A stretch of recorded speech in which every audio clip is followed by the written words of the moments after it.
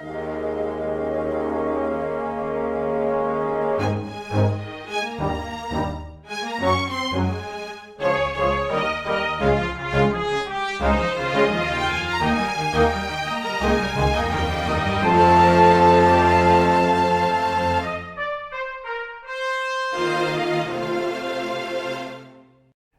everyone, and welcome to Weekly Manga Recap here on October the 20th of 2012. Well, I was informed earlier that the Spookmaster General will not be replacing my esteemed co-host Chris for this episode, so that's a relief. I'm glad that in the desert that is October, I'm coming to an oasis free of weird puns and any other such shenanigans that I do not enjoy. It's very quiet in here. What's going on? Chris! Chris! There is no Chris. But What?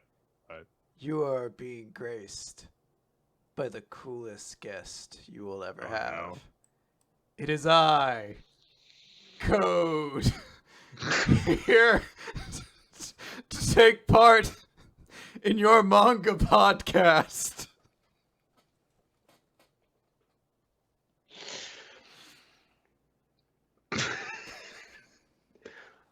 Well, it's better than the Spookmaster General, I'll give it that.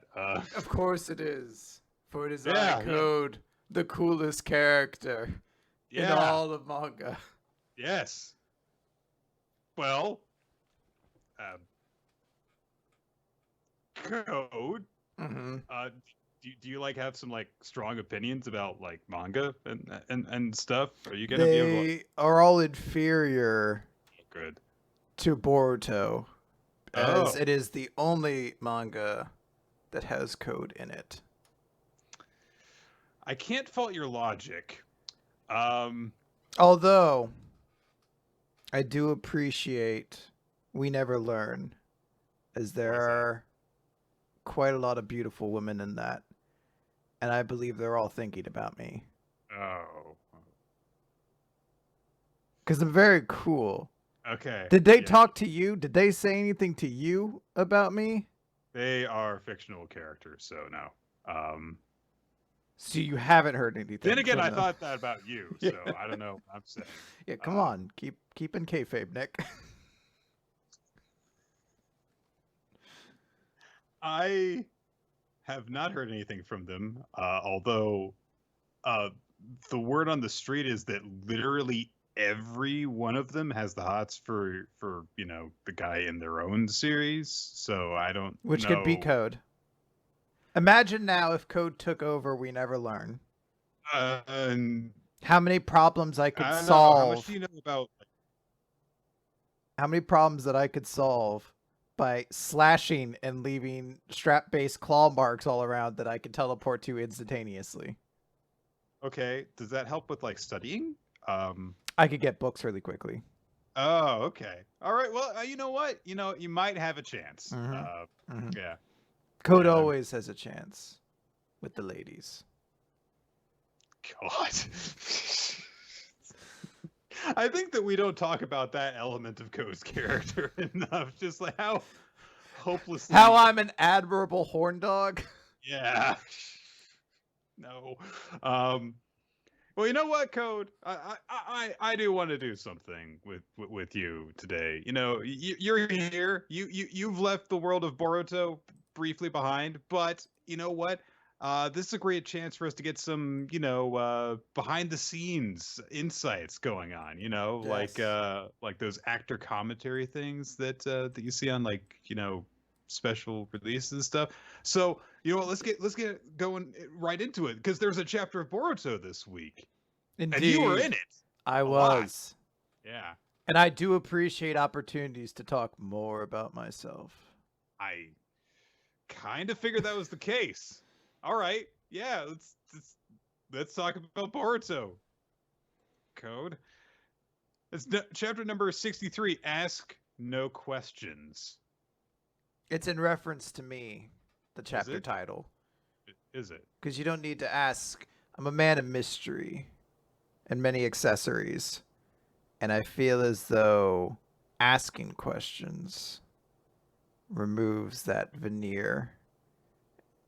Wouldn't answering the questions be the thing that does that? Like, if people are asking you questions, then that is an indicator that you are a man of mystery because they have questions. It would be the act of answering them that would remove the mystery. I want to inform you now that there is a strap on the back of your chair that I can instantaneously teleport to any moment and murder you should you continue to insult Code's intelligence. You want to know those stupid kids in the Promised Neverland? Yeah. I was smarter than all of them combined. mean- Smarter than all of them combined. They're dumb mean, babies. You could have probably gotten out of that house a lot faster than them, what with your ability to teleport between slash marks. So you may have a point there. I could solve every manga with my power. Okay. Shield 21, just leave a slash mark near the side of the field, and I could just teleport touchdowns to it all day long. Not sure if that was the point of iShield 21, but okay. It's what I took away from it. Said it would be a lot Score cooler. points. Said it would be a lot cooler if he had a strap on his head that he could teleport to at instantaneous speed. Yeah, you know, the story of Etsenani to grow up was score more touchdowns. And, They would have never had trouble with the Nagas. hey, look, it's Ada. Who? Yeah. Wait, is she here? Hold on. She's in the manga, you know. No, you gotta give me a moment before she shows up. I gotta straighten up my ascot. She asks about it a lot. She talks about it. She thinks it's very cool that I have that. Now, yes. Now that I've straightened up now. that you have that ass. I'm now at peak coolness now.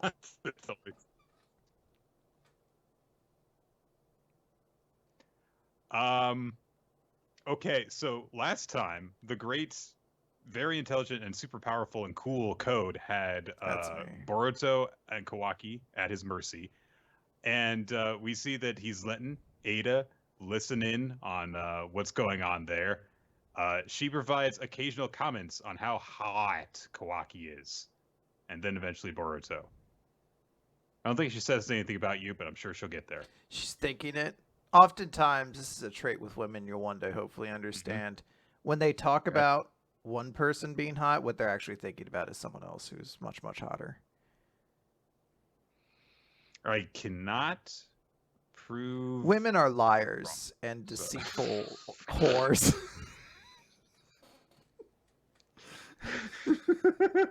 Which is why you love and respect them so much. Which is why they all dig me. God. All right, so Code brings up, wait a minute, how did Boruto find Kawaki if he erased his own chakra? And Ada goes, Anyway. It's the one loophole no one's ever been able to figure out in Boruto, except for just Boruto himself. Pretty much. Or Kawaki, rather. So, Kawaki says, "Butt out, Boruto." Wait, he doesn't say that yet. Sorry, but they argue because they care about each other, but they butt heads a lot. And then Kawaki says, "Hey, wait a minute, Code. You were gonna take me somewhere, right? So just ignore this guy and let's just go there." See, this is what I appreciate with Kawaki. I gave a suggestion for a cool place we should definitely all visit together, and he's immediately like, "Yeah, we should go there." And Boruto has to be a big fucking sourpuss who ruins everything. And he does try and do that, but Kawaki is on the ball. He says, "Butt out, Boruto." Boruto says, "Well, you shouldn't be so reckless because with me here, you know, my dad and the others can come here and beat up Code." And Code says, "No, because if they come here, then the Hokage could die. And I won't let that happen even if I die." And then, here's what I love about you, Code. During the midst of this conversation, we get a very long sequence where you pull up your hood. I don't have the hood right now, but that's what I was thinking about doing. Now let me walk you through the thought There's like a half page dedicated to you lifting up your hood. So it was very important, I'm sure. it's an important moment, not just in character development, but in the themes of Boruto as a whole. Which is to say, the question being asked is man versus themselves. Most specifically, every other man versus me, and how they fail to even stand in the same ring. I put on that hood, and immediately everyone is just aware of how deep I am. You know, suddenly they're pulled back. The entire situation changes. There was conflict, and now suddenly there's reverence. I'm a very Because respectable person. okay, I I, garner and earn respect everything I do. I feel like you're referencing something, but I'm not sure what it is. I'm referencing code. Okay, gotcha. Sometimes at night, I like to write in my journal, and at the end of it, I just like to sign it code, because one day it's going to be the most important writing in the world. I mean, a lot of people who use diaries and journals sign their name. No, I think I'm the only one. Okay, good to know. I better be the only one. Okay, yeah, it's a code trademark. You're right. Hashtag code. No one ever says "Dear Diary" and signs it with their name. Nope. Okay. I believe that the actual point of this sequence where Code pulls up his hood is so that he can stick a strap on the inside of his hood, very clever design, to his ear so he doesn't have to, constantly be cell phoning it like he has been up to this point, which does make the question of why I didn't do this before. I'm sure that Code had his reasons. Was probably to show off his sweet do to So, everyone. uniquely, when I made the hood, I didn't actually think about that. I just thought this hood could use some more cool accessories. So I hot glued a couple straps around it. And I thought everyone will be doing this one day. Yes. Code brings up the point of, well, Kawaki, if you think that you're going to protect the Hokage, well, what are you even capable of? Why do you even think that? And Kawaki says, well, nothing actually, but you know what? I bet that you're working with someone who would talk to me about this and would hear me out. And Code's like, God damn it, no, it is mine and all mine. But I don't believe I said that. I said something much cooler. and here it comes. Yeah. No, you gotta do it slowly, with a complete disinterest to the world. And here it comes. Okay. Never mind. Meanwhile, some 41 song is playing in the background. You can't hear it. No one else can hear it, but you can because it's the soundtrack of your life. Okay. Which Sum 41 song? And all of them. So, Okay. it's Just a something to dirge of noise. all of them at once playing at the same time at different starts and finishes.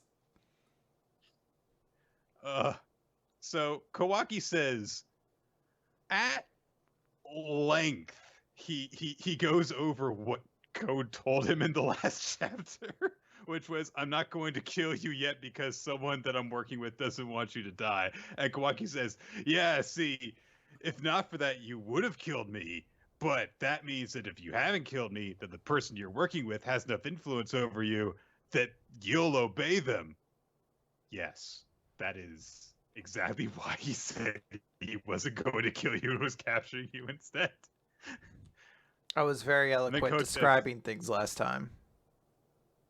Yeah, and then Code says, you're pretty sharp to Kawaki. Shows that they work on the same level. They have a deep respect for each other. I do respect Kawaki because he also has weird shit drawn on his face and a bad haircut. And I feel as though the two of us together can relate in that way. We both see the world in a very distinct way. We have very few blind spots. Now, I have a very particularly big one because the strap actually goes down into my vision. So there is a blind spot here. But there's also a little bit of a hole in it as well. So I can kind of see through that. I feel like that's not actually very helpful. But hey, if it works for you, it works for you, I guess. Style over substance is a way of life. Okay. And who knows better than style than I? Code. Nobody. Exactly. Absolutely no one. All right. Code compliments Kawaki for realizing what he told him a chapter ago. You're very smart. And then says, but are you sure? And Kawaki says, well, the people who want things from me have never been reasonable, and I'm used to it. Bam! There's a strap on the ground next to him. I guess that's really important. Dun, dun, dun. Code says, well, I was going to drag you there, but hey, if you come along willingly, that's even better, so let's go. But Boruto says, well, hold on! Don't talk about, well, I'm not here. And Kawaki says, leave me alone, Boruto. I forgot, actually, that he was there. This was actually a real scene. I forgot that Boruto was in the room, so when he spoke up, I thought an extra had wandered onto the set. I want to go over the dialogue in this brief flash here.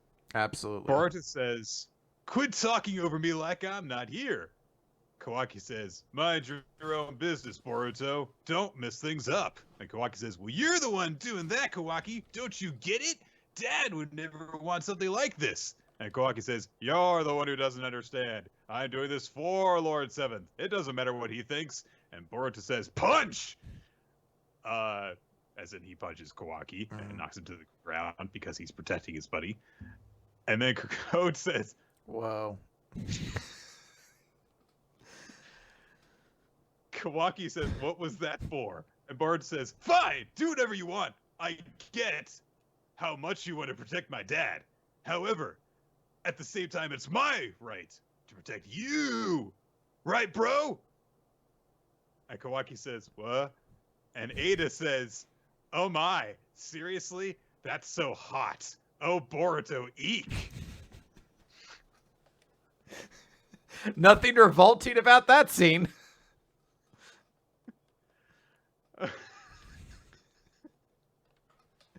Code speaks out to Boruto because he is Otsutsuki Momoshiki's vessel and notes that although they have never met before, I worship Otsutsuki and have inherited their grand will. And Boruto says, you've inherited who's what? Because he doesn't have ace listening abilities like Kawaki does.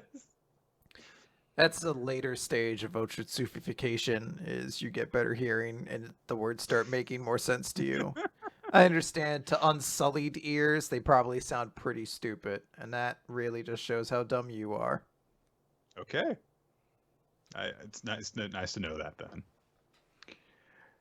Code clarifies that because Boruto is a vessel of Otsutsuki Momoshiki, I revere you.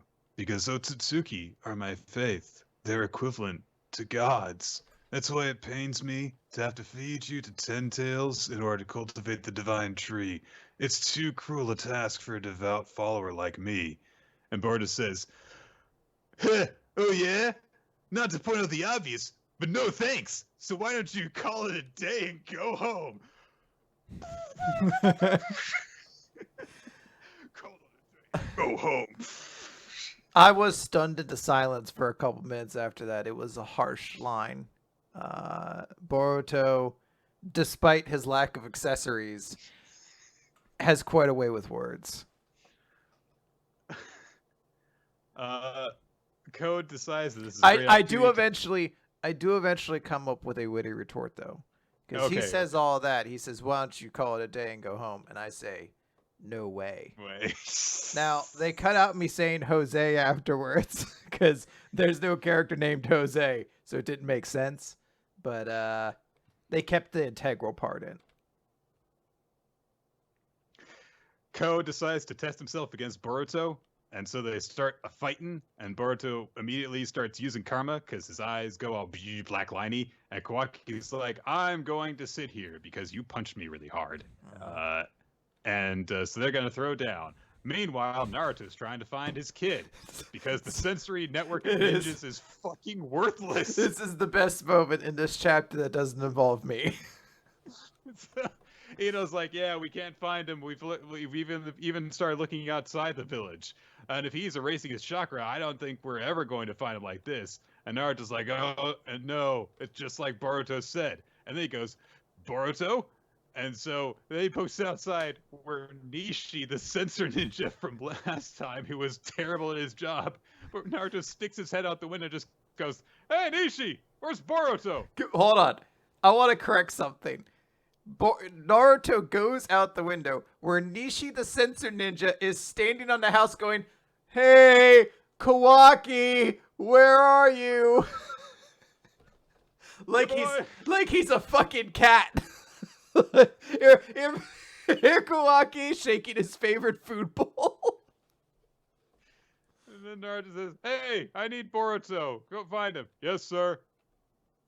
Oh. This dude is the funniest fucking character. I guarantee it's not intentional, but he is the funniest fucking character in all of manga. Because there is nothing funnier than him being like, "Oh yeah, I'll get Naruto or Boruto for you," and then pause for a moment, and be like, "So I know you thought it was an issue I lost one of your kids.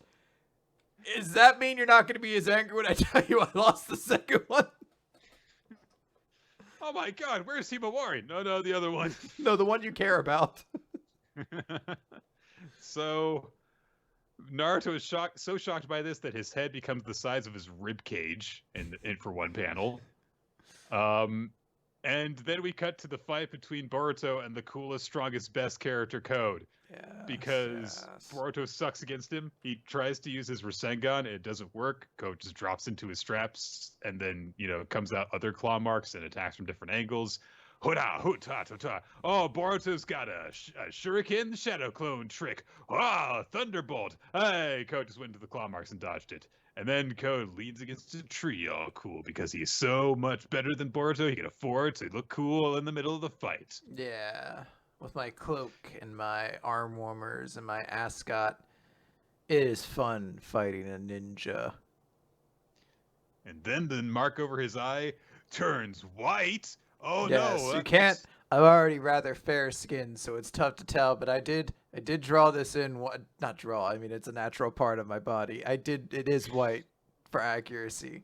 The painted nails aren't. I couldn't remember if his nails were painted or not. So my nails are painted or not. So that's a different thing. But it captures the essence. I understand. I imagine Code in all of his moments would definitely think, "Yeah, I gotta paint my nails too." Come on, they're gonna be naked. Code says to Boruto that he's an amateur when it comes to karma, and his mark turns white, making it much more difficult to see the indication of a powered-up form. Very clever. So, straps on the ground, and Boruto tries to attack That's the Code. lead single from my album. Straps on the ground. Straps on the ground. From my band Code and no one else. Because no one else can stand toe-to-toe with me on a musical level. Code does not teleport between claw marks this time. He just casually approaches Boruto, who tries to punch him and just gets elbows in the face. I'm much stronger than everybody. I don't know. Everyone sucks but me. Boruto tries to throw more shuriken, and he gets drop kicked in the fucking gut. And gets sent flying along the ground, and then he tries to get up, but he can't, I guess. And then Code explains what karma is. You see, I like hearing myself talk, so sometimes I just find reasons to do it, and this seemed like a good reason. I probably shouldn't explain this because I'm trying to kill them, but it felt useful in that moment to just kind of hear my own voice, for that is the sweetest sound of them all. No argument.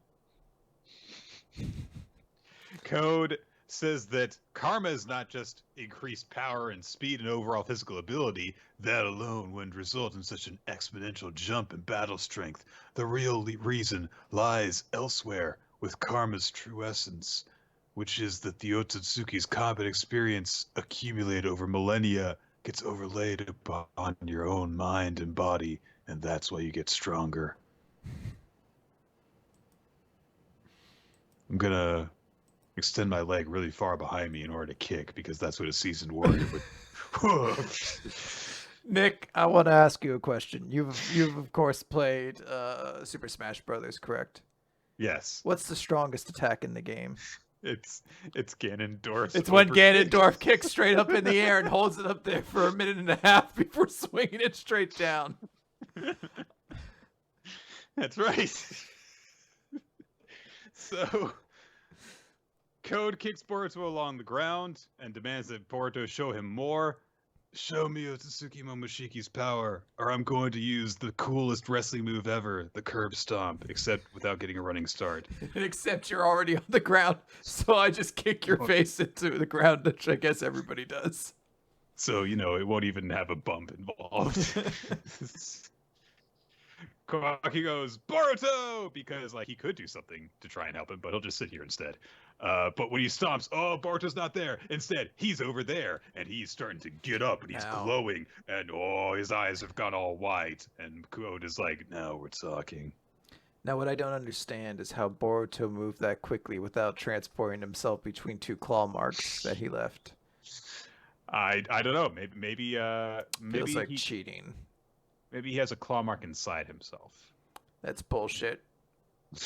Everything that's cool about you should be on the outside. See this? This is what's cool about me. I make sure everyone sees it. If I could, I'd get a neck tattoo of my fucking logo. That way everybody knows how cool I am. Really? On your neck? Yeah. What? Are you sure? Right on my neck, so it's visible in everything I wear. And everyone will talk about how cool it is. Okay, but the back of your neck, right? No, right on the side. Right as fucking annoyingly obvious as possible. Because that's what cool people and smart people do. They make good decisions like that with their body. Code erodes. Okay, so that's it for Boruto this week. I'm glad that we had Code on to share his thoughts on that chapter. Do you feel like you better understood this chapter because of Code's insight? I definitely understood your motivation better. I want to go over a couple points. So, 1, I was the best character in the chapter. 2, the second best character is Nishi because he doesn't know what he's doing and he constantly loses children. 3, all women are liars and harlots. They can't be trusted. Okay. They're whores. I mean, up until that point, I was going to say, you know what? I don't have any disagreements to raise with you.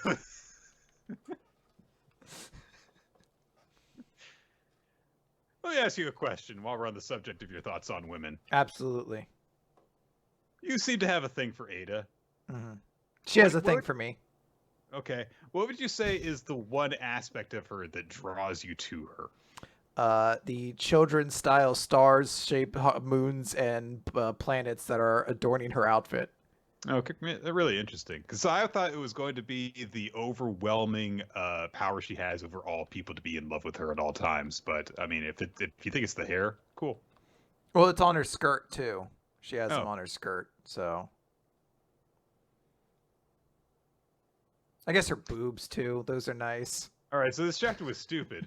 I mean, the reason I read so much of the dialogue was because Kishimoto has been writing manga professionally for over a quarter of a century, and this is the shit that I gathered out of this.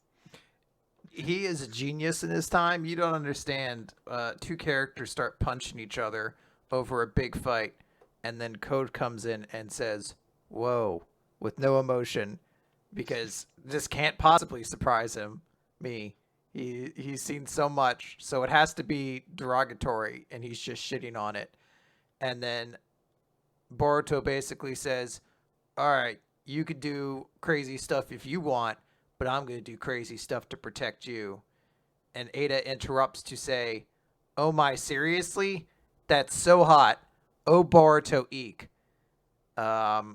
Which I don't think any human being has ever said before in their life. Even if you take out not that exact pattern of words, no. No, but I don't know if I don't know how old Ada is supposed to be. It's the moment of, oh my, seriously, that's so hot, reeks of an old man writing the dialogue of what is basically a child to him and not understanding how characters talk. True enough. Well, I think that's going to do it for this chapter of Boruto. It's, yeah. The only thing that I have to say is that fucking dialogue. It's great. Everything we say is magic. So, you know what? We've been talking about Otsutsuki vessels for a while. Here's a question: is Shigaraki an Otsutsuki vessel? Perhaps. Is there something dumb and absurdly complicated about to enter his life? I mean, it's definitely complicated. I can tell you that much. Then he might be. All right. One of the defining traits of whether or not you're an Otsutsuki is if you have weird, complicated vocabulary that surrounds you, like saying Otsutsukification instead of just like a transformation or some other word that already exists. I see. Mm-hmm. Well, I think we need to pick up the pace from here because we spent like 30 minutes on that chapter first. Yeah, let's go. Can I hang around for the rest of the chapters? Please don't. I'm sure you've got better things to do, Codes. No, I'm just gonna sit here. Oh wait, hold on. There's a book nearby. Oh no. What do you call a scary dream about a horse? Is it a nightmare? A nightmare. I don't get it. A mare is a female horse. What's a horse?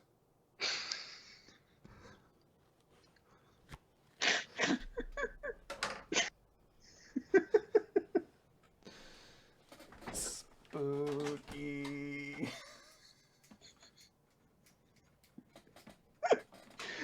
He doesn't know what a horse is. Ooh.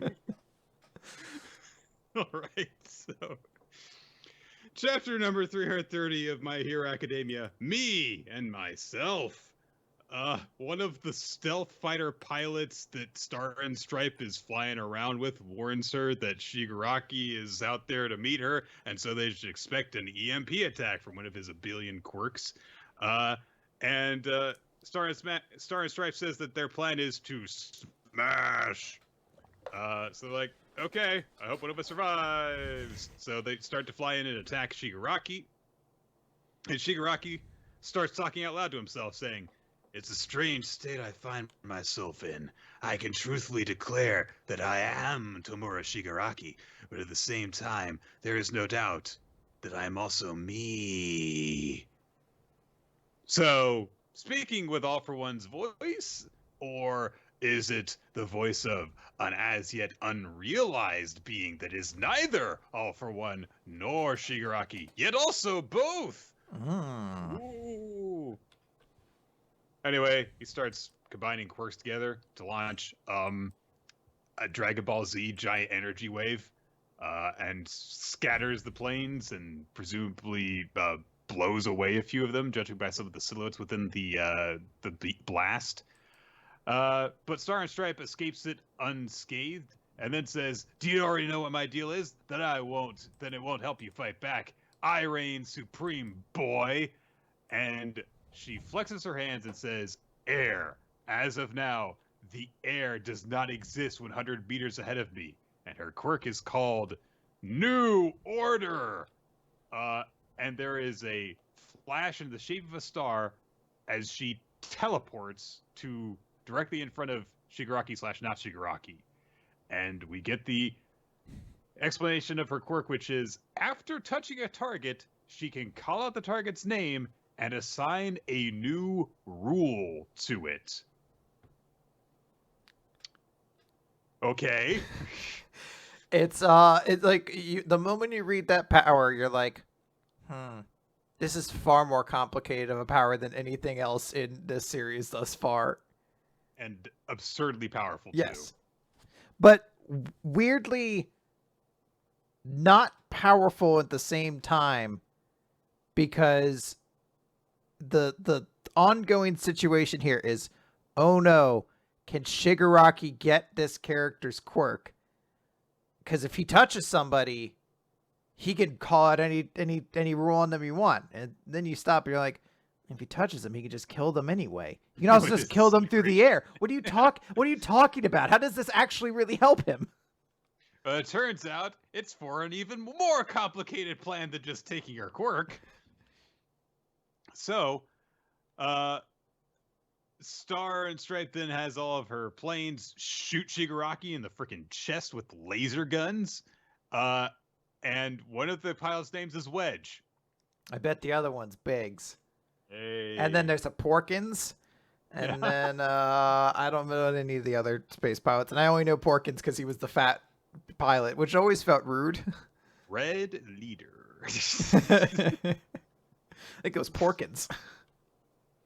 uh, I always, with all the nostalgia the new Star Wars movies did, I really wanted Porkins Jr. to be a member of the new Resistance, and it's like I don't know who you would get for it, but it has to be like just the most squat, compact muscle house possible. And it's like Porkins Jr. reporting for duty. However, despite having lasers shot at his chest, not Shigaraki just reflects it in like a prism pattern, so it strikes out everywhere. But Star responds by using her Dominion thing to make the laser be holdable so she can catch it. I guess it doesn't hurt after it's holdable, really. Yeah, it's still like concentrated light. It should still presumably at least burn, but she's just like, haha. Very helpful. Also, wording, I guess you can catch something going that sort of speed and still call out its name fast enough to assign a new rule to it before it would just rip your stomach open. Like if a bullet was coming at you, you say, "Bullet! You're made of marshmallows," and then it hits you, and you're like, "Ha!" Now you better talk really quickly. Yeah.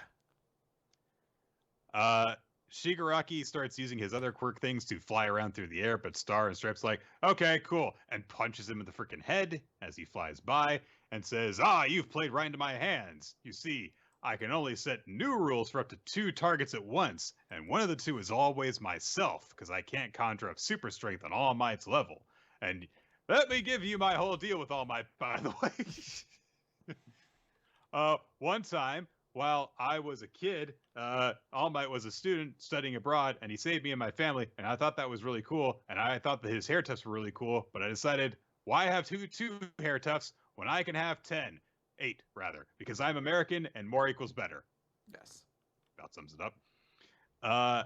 And she punches Shigaraki into one of the planes, holds him there, and says,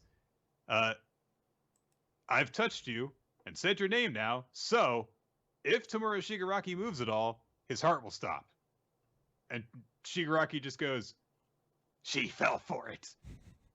Got him. So, within the confines of Shigaraki's mind, where his and All For One's essences are kind of grappling and melding with each other at the same time, he says, there were signs from the moment I awakened. The boundary was always hazy. As originally planned, you were meant to become me entirely after 2 months of recuperation, but what a firecracker you are, Tamura. Your sheer hatred and drive for destruction. The Doctor and I had our expectations, but you rose up to blow them away. Percentage-wise, I'd say 97, perhaps 98. We will become one soon enough. No longer All For One, nor Tamura Shigaraki. We now meld into a new person, all together. To which Shigaraki goes, no!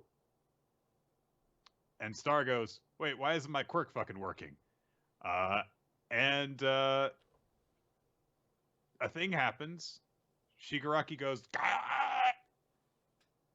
We get a flashback to his childhood home that says, it began in that house with a grain of hate, and that grew and built upon itself. And then there's a big old flash in the air. So, okay, so basically what happened is All For One and Shigaraki, in combining together, are in this moment becoming a third entity, which is both and yet neither. And the catalyst for that was essentially forcing it to happen, because if it didn't, then Shigaraki would die because of Star and Stripe's ability to do that. But also, Star and Stripes' ability has Death Note limitations, where if the name is in any way incorrect, the godlike powers it bestows upon you don't work on the target. So I understand all of that, but there is a way of communicating this type of information in which you kind of just get it and you go, "Oh, that's cool," or "Yeah, yeah." And then there's a way of communicating where your response is, "Okay, I kind of get it."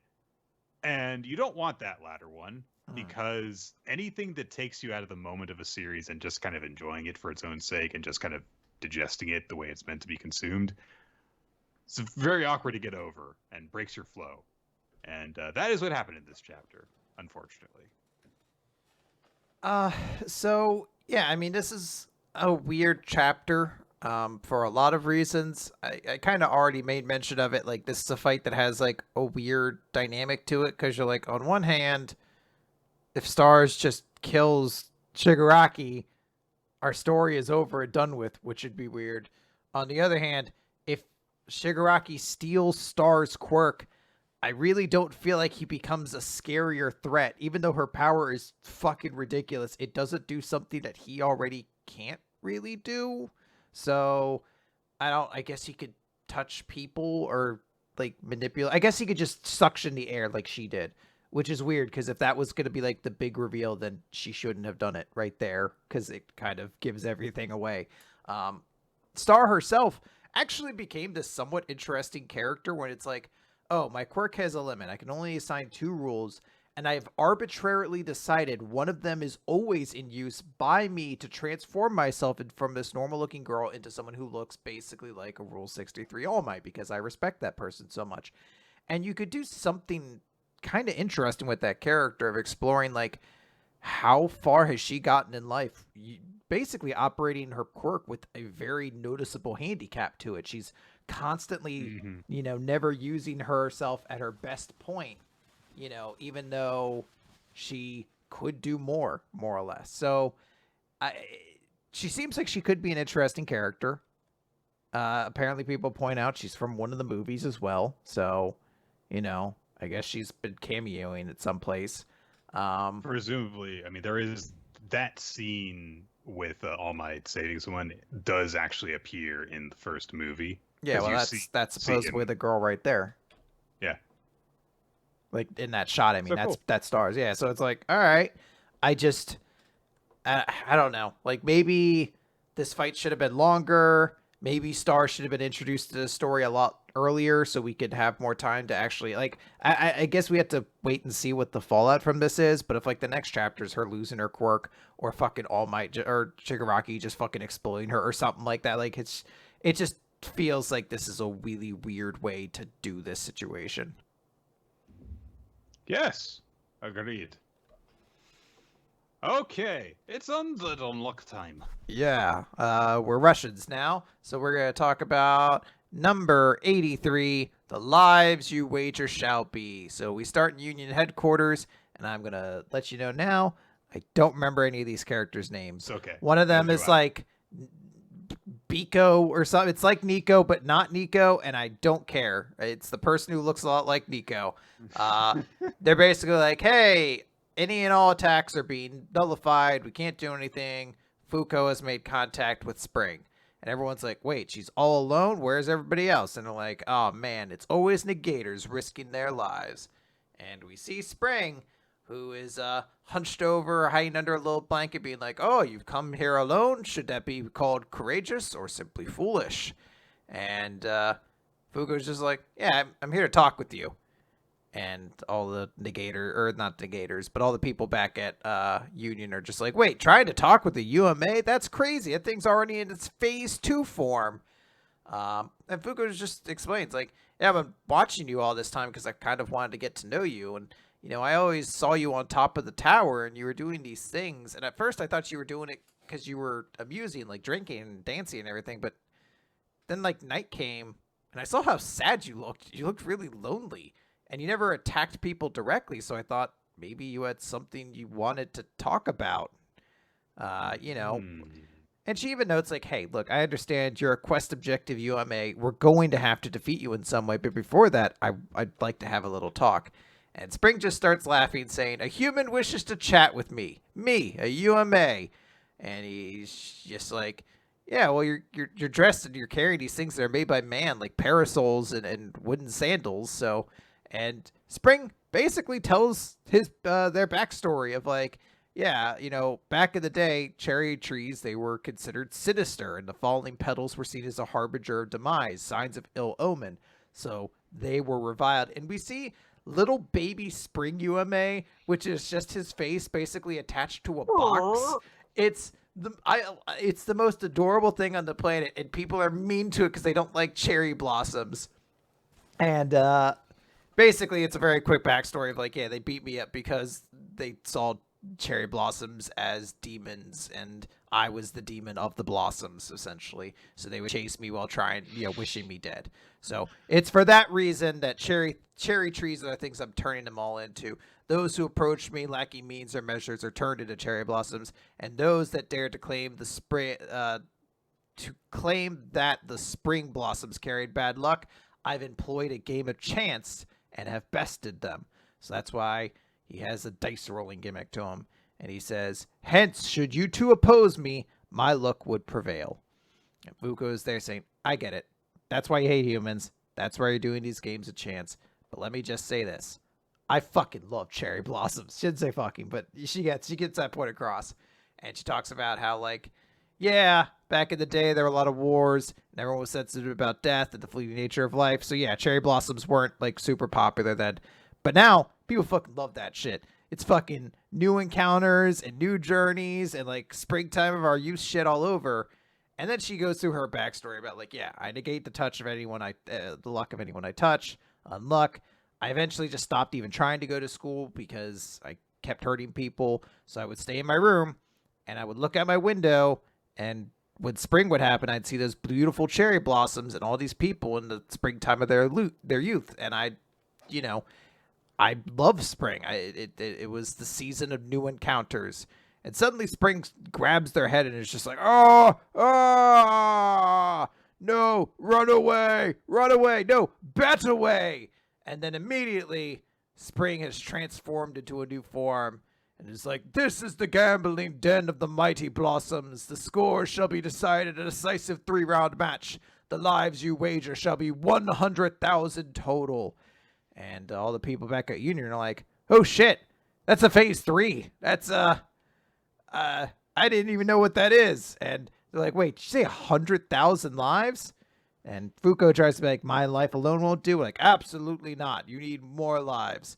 So everyone at Union already is kind of smiling because they're like, yep, she's going to bet our lives. And we're all on board. We're all on her side. We definitely have 100,000 people here.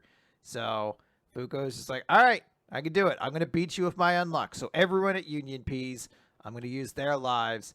And their lives are transported into those coins as boxes basically land in front of Fuko so that she can use them as the betting chips in this. And as the chapter ends, Spring just says, that is the spirit. Now let's begin. Let round 1 commence. And we see Billy and Andy on their way. Yeah. It's a cool chapter. It's a nice thing to see just how far Fugo's come, that she's staring down this really, really powerful being all on her own. And not only is she confident that she can handle it, she's going to do it her own way.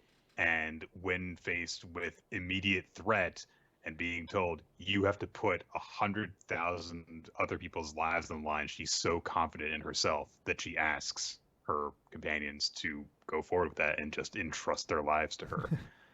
Like, yeah, it's really cool. It does, of course, bring to mind the part of JoJo's Bizarre Adventure Stars Crusaders, where wage people's lives as poker chips and stuff.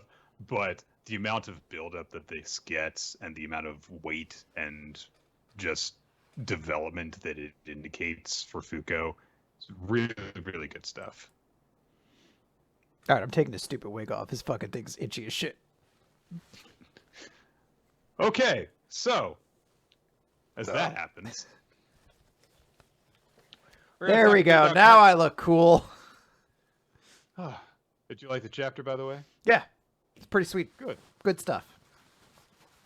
Kaiju number 8, chapter 47. Hey, Kafka just punched the hell out of Kaiju number 9, and punched it so hard that the ant body under it was squished as it was punched into the ground. And everyone's like, oh my god, it's the natural form of Kaiju number 8. And some of the general guys who are watching are quite pleased by this. Kaiju number 9 is not dead yet, but it's been punched so hard that it can't regenerate properly. So it thinks to itself that it needs to reconvene with Beta and fuse together. So it signals to one of the other Kaiju number 9s that they need to come and fuse together. Meanwhile, that Kaiju number 9 is dealing with Gen Narumi and is like, I don't think I can make it right now. A little bit held up. So the one that Kafka beat up is like, but I'm facing Kaiju number 8 right today. No, hold on. I'm learning right now. So people start to check in and radio in with Narumi and say, hey, what are we supposed to do about Kaiju number 8? And he just says, I'll head out. And he readies his weapon in a battle pose while unleashing 98% combat power, which immediately everyone has to scramble to accommodate for because that requires a really, really, really large restricted area. And he just starts using the blade on it and starts cutting off legs of the ant body that this Kaiju number 9 is coming out of. And it's burning the cuts as it goes, so it caused the regeneration to take more time. So he's like, all right, I've got to gain some distance so that I can shoot him. And some parts of the ant body start getting blown out by bullets because his sword thingy is also a gun. Hey, I called it. Yeah. His box cutter has a gun in it. So sounds about right. Narumi starts shooting and slicing in varying waves, and so he basically, Kaiju number 9 can't hope to get distance or fight at close range. But it then starts going along the walls of a building and dodging around that way and dodging around very nimbly and quickly. And when Narumi tries to slash through it, it just gets dodged, and Kaiju number 9 just says, okay, I've learned. And it fires a blast at Narumi from point-blank range and then from all sorts of different angles from different roots that have come up through the ground as he kind of just sticks its body into the ground and just grows up turrets everywhere. Which everyone's like, oh, wow, Kaiju number 9 is evolving over the course of battle. And as it engages with humans, it learns more. It's changing in response. It's like a virus. It has attributes unlike any kaiju we've seen before, and it's a major threat for sure. And Narumi just says, well, that does sound scary, but I'll be A-okay. And he pauses to thumbs up a drone that they're watching the battle on. And he says, I'm even more of a threat because I'm so cool.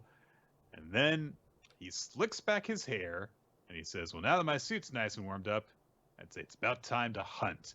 And his eyes get clover patterns in them. I think they're clovers. Not really. They don't have a stem. But clover's the closest thing I can say.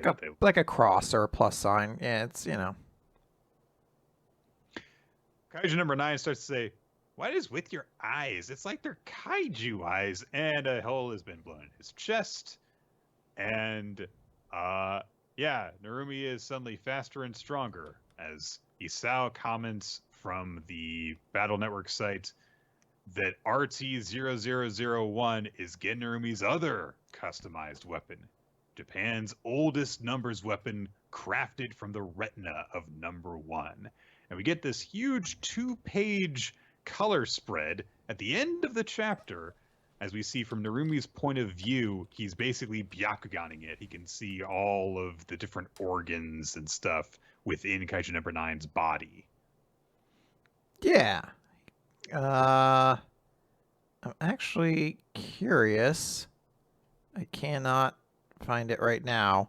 I'm going to try searching it, but I'm curious if this was on fuck, what's the name of it when it's on Manga Plus? Monster number 8, I think. Yeah, there it is. I'm curious if this is in the Manga Plus version, because the Manga Plus version hasn't gotten the other um, color spreads that the manga has done Oh, before. Like they're like random ones at the end of it that they haven't gotten, and it did. So they did get the color page in this one at least. And oh, it's okay. awesome because it's a very cool color spread. It makes the eyes look a little bit more interesting. It's a very cool use of colors. Um, the series is working pretty hard to make me care about Gen, and I just don't at this moment. But Uh, he's the coolest and strongest and best. I know. Uh, there is like this weird sort of attitude of like now eyes are important, and it retroactively like just these one set, but it also is like, oh, his eyes changed, and a character commented on it as it's something unique, and I'm like, I don't know. I'm still in this place. I'm like, are characters' eyes normally changing supposed to be a thing that people Mm, just haven't commented upon? Like, I don't know. Now it annoys me that there is a character commenting on someone's eyes changing. Now I know again, this one mechanically is different, but it's still one of those things that's like the weird stylistic choice. right, where you wonder how much of it is stylistic and how much of it is purposeful. Because Yeah. it'd be like if suddenly in Boruto, a character started saying, well, he can't be moving that quickly because he doesn't have speed lines around him. So Yeah. I don't have to worry about getting hit by this. So, we'll jump over from there to Spy Family Mission 54. Yor is still fighting with the swordsman assassin guy, whom I kind of thought she had like just taken out at the end of the last chapter, but I guess not. He's still up. We then rejoin after establishing that fight is still going on. Anya and Lloyd, as Anya is really excited after the fireworks show. And then Lloyd brings up, yeah, I'm glad you enjoyed them, but I'm sorry we weren't able to spot Yor. And Anya then remembers, oh, right, Mama, I forgot all about her. I gotta find her. Lloyd notices that some suspicious stuff is going on the ship because he sees some of the secret police discussing something, and from reading their lips, he determines there's a bomb in the bilge. Oh no! Ah. So he starts thinking about what he should do, whether he should investigate, whether he should get involved, because of course, if the bomb goes off, it could cause huge catastrophe. And he's like, okay, I need to get Anya out of the way though before I can do anything about this. And of course, Anya can read his mind, and so she very helpfully says, "I want to do some more stuff. I'll go into this conveniently nearby kids' playroom while you go do other stuff." And Lloyd's like, "Yes, all right then." So he checks his daughter in, and Anya immediately goes, "Wow, they have a ball pit!" And because she knows what she's about. Hey, I get pretty excited about that ball pit too. But within minutes, seemingly, no, within seconds rather, because the teacher or the attendant who was looking at the kids turns to look at her and is like, "All right, Anya, where would you like to? Oh, where'd she go?" So must be like a record for losing a kid for her.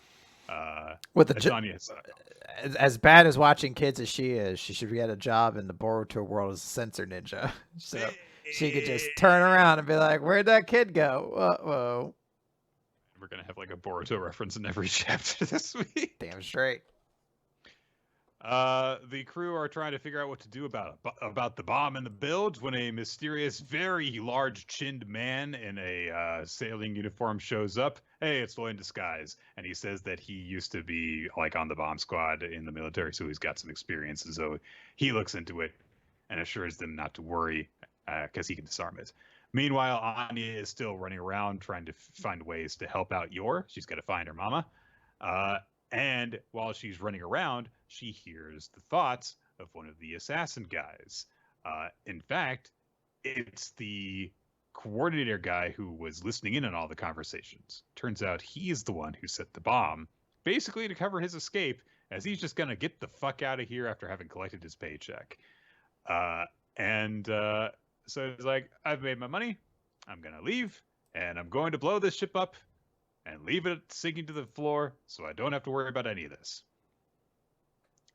But he is not anywhere near Anya, and he gets more distance, so she stops being able to hear him. So she keeps on looking for Yor, and she comes across one of Yor's needles, aka one of Mama's stabby things.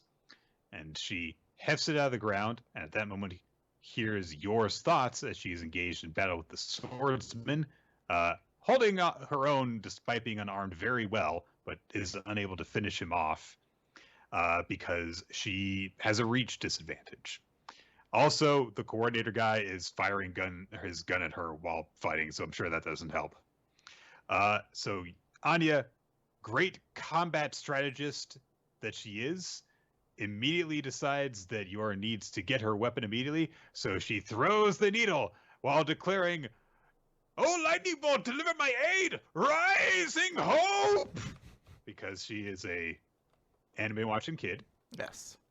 And the needle flies up through the air and tinks over the edge of the deck and lands on the same level where Yor is, but just kind of it's just kind of there, just over on the other side of the guardrail. So Anya rather looks determinedly disappointed, I guess is the phrase I would use to describe her face. Yes. But at that moment, some of the other assassins are just trying to skirt around the battle and just sneak around Yor so that they can kill Gretcher and just get out of there.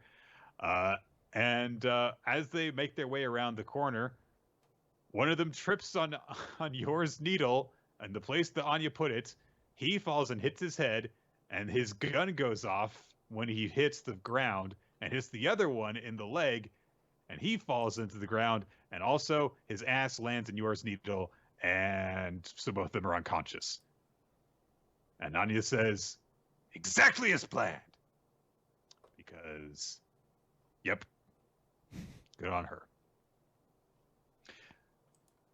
Yor's attention is drawn by the fact that one of the guns went off, and she sees the needle sticking out of the guy's butt, so she dashes over, rather she backflips over and grabs it, and she engages in a one-strike kill dash thing with the swordsman, while the coordinator is like, "Well, I'll just shoot him. I'll just shoot them while they're clashing, and I'll kill her." "Oh no, I've been shot. Who would do such a thing?" It turns out the director is still up. He shoots him from where he is crumpled on the ground. And Yor does the one/kill thing with the guy, and he falls over and she doesn't. And Anya can overhear this happening because Yor's like, it's over. So tired. And Anya gets a big happy look on her face thinking, "Mama won! Thanks to me!" I saved the day. Oh, I mean, she did. Yeah. Can't deny that. Lloyd disarms the bomb. All the crew who have gathered around it celebrate, and they're like, "Yeah!" But Lloyd is thinking to himself, and he doesn't look too happy. And we cut over to the listening spy guy as he says to himself, "Farewell to you, Princess Lorelei, as you sink beneath the waves. Serenade me with your screams." As below another part of the ship, there's another bomb. This one was probably a diversion, or he just set two because, he's thorough like that. Yeah, there was probably two bombs, and it's just Lloyd being like, "This is too easy," or something like that. So we are definitely approaching the end of this story arc at this point, but we're not quite there yet. There's still one member of this group of assassins left to be dealt with, and oh no, there's a bomb! Oh no! This was a decent chapter. It was fun in the right ways. And the action was cool. I don't know, it's not the chapter I'm going to think the most about when this all comes about. I think there are probably funnier chapters and better action chapters. But it was good, and did everything it needed to. It was nice we got a little bit of involvement from Lloyd and Anya, not just in the setup, but also in the big action climax of this, considering how long this arc has been. But yeah, it wasn't great, but it did have some funny moments. Yes. All right, Nick, let's talk over about chapter 164 of Eden Zero, Downpour of the Black Heavens. We start, as we always do on the best chapters, in the space above Narrow 66, where the big space battle is happening, and it looks like they're about to be laser beamed to death again by the giant snake thing, worm, whatever it is. Eraser can't use his power. They're done for, except it's If and So Guy and the other members of Oasis. They help, and I guess solve the problem. Rebecca gets Witch back to the ship. Or something. Or no, I guess Laguna took her there. Yeah. And he's like, yeah, she's hurt, but she'll be okay. Also, you need to fix this person. And he opens his bottle of water, and the princess is gone, which I don't know why. It's very amusing to me to think there was just like a fucking sentient drip of water like sliding out of this thing, and he was just like, "Oh god damn it! Get out the fuck away from this guy."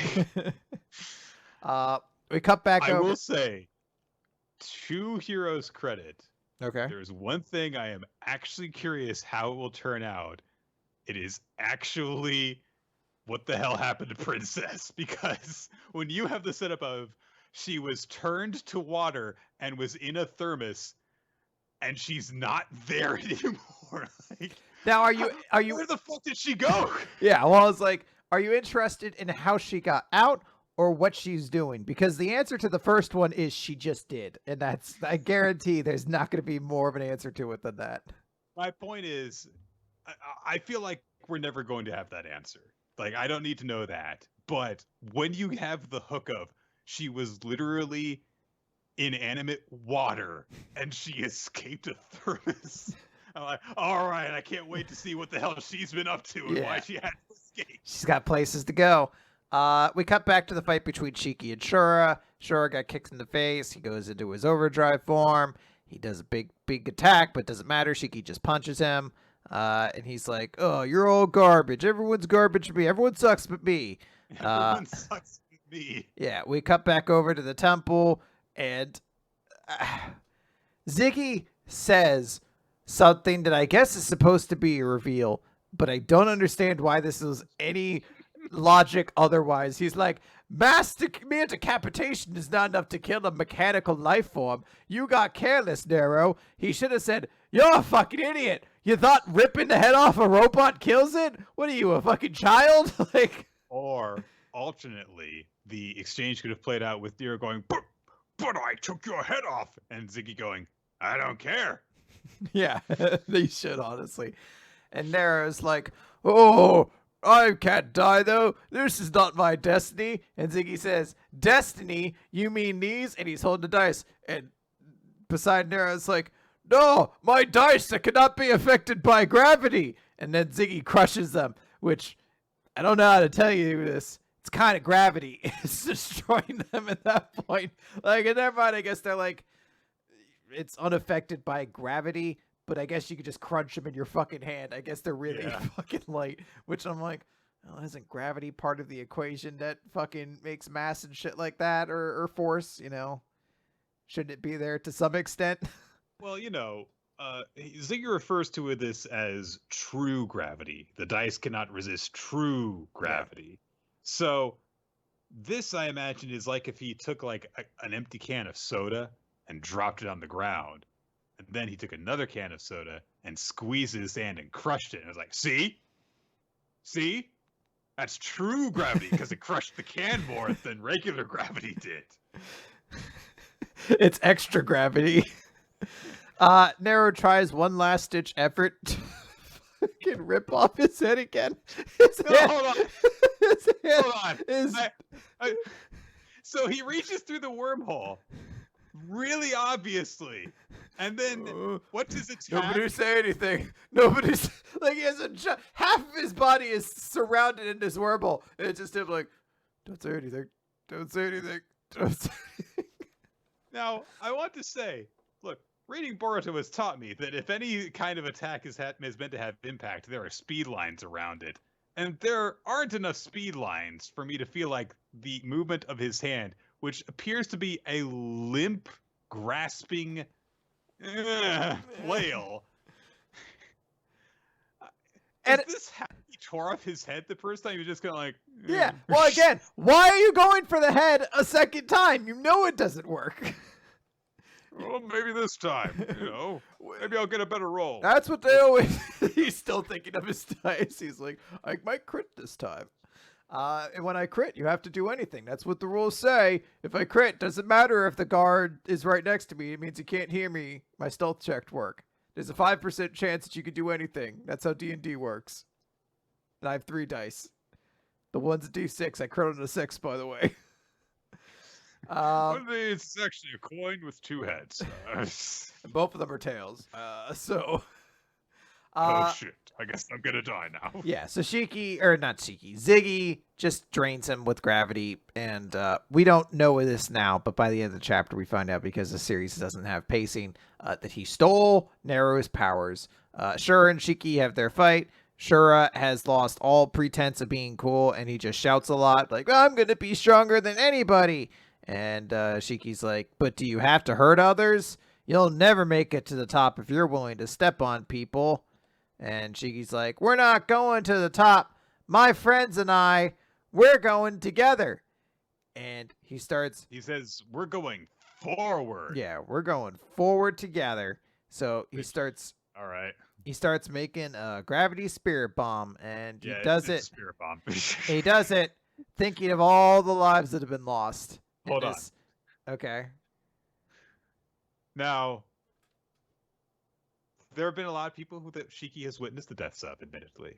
The entire village that he came from, that whole planet is gone now. He saw, robot friends die. He saw Shura pointlessly kill some of his own supposedly allies. So there's a lot of different people that Shiki. Oh, and he was there when Valkyrie's corpse was there. So witnessed her body. Obviously, wasn't there at that time of her death, but it's another death that has in some way had an effect on his life. So anyway, what are the deaths that we see? So make the spirit bomb? We see a collage. We see Eggbot, who was blown up in front of his face in the Great Moment. Okay. We did witness that. Yeah. Okay. We saw the robot that specifically jumped on top of him and was like, sorry, but I'm being programmed to explode against my will. I wonder if dying is scary. Yeah. What if a robot could dream of electric sheep? And he didn't have time to finish. He exploded beforehand.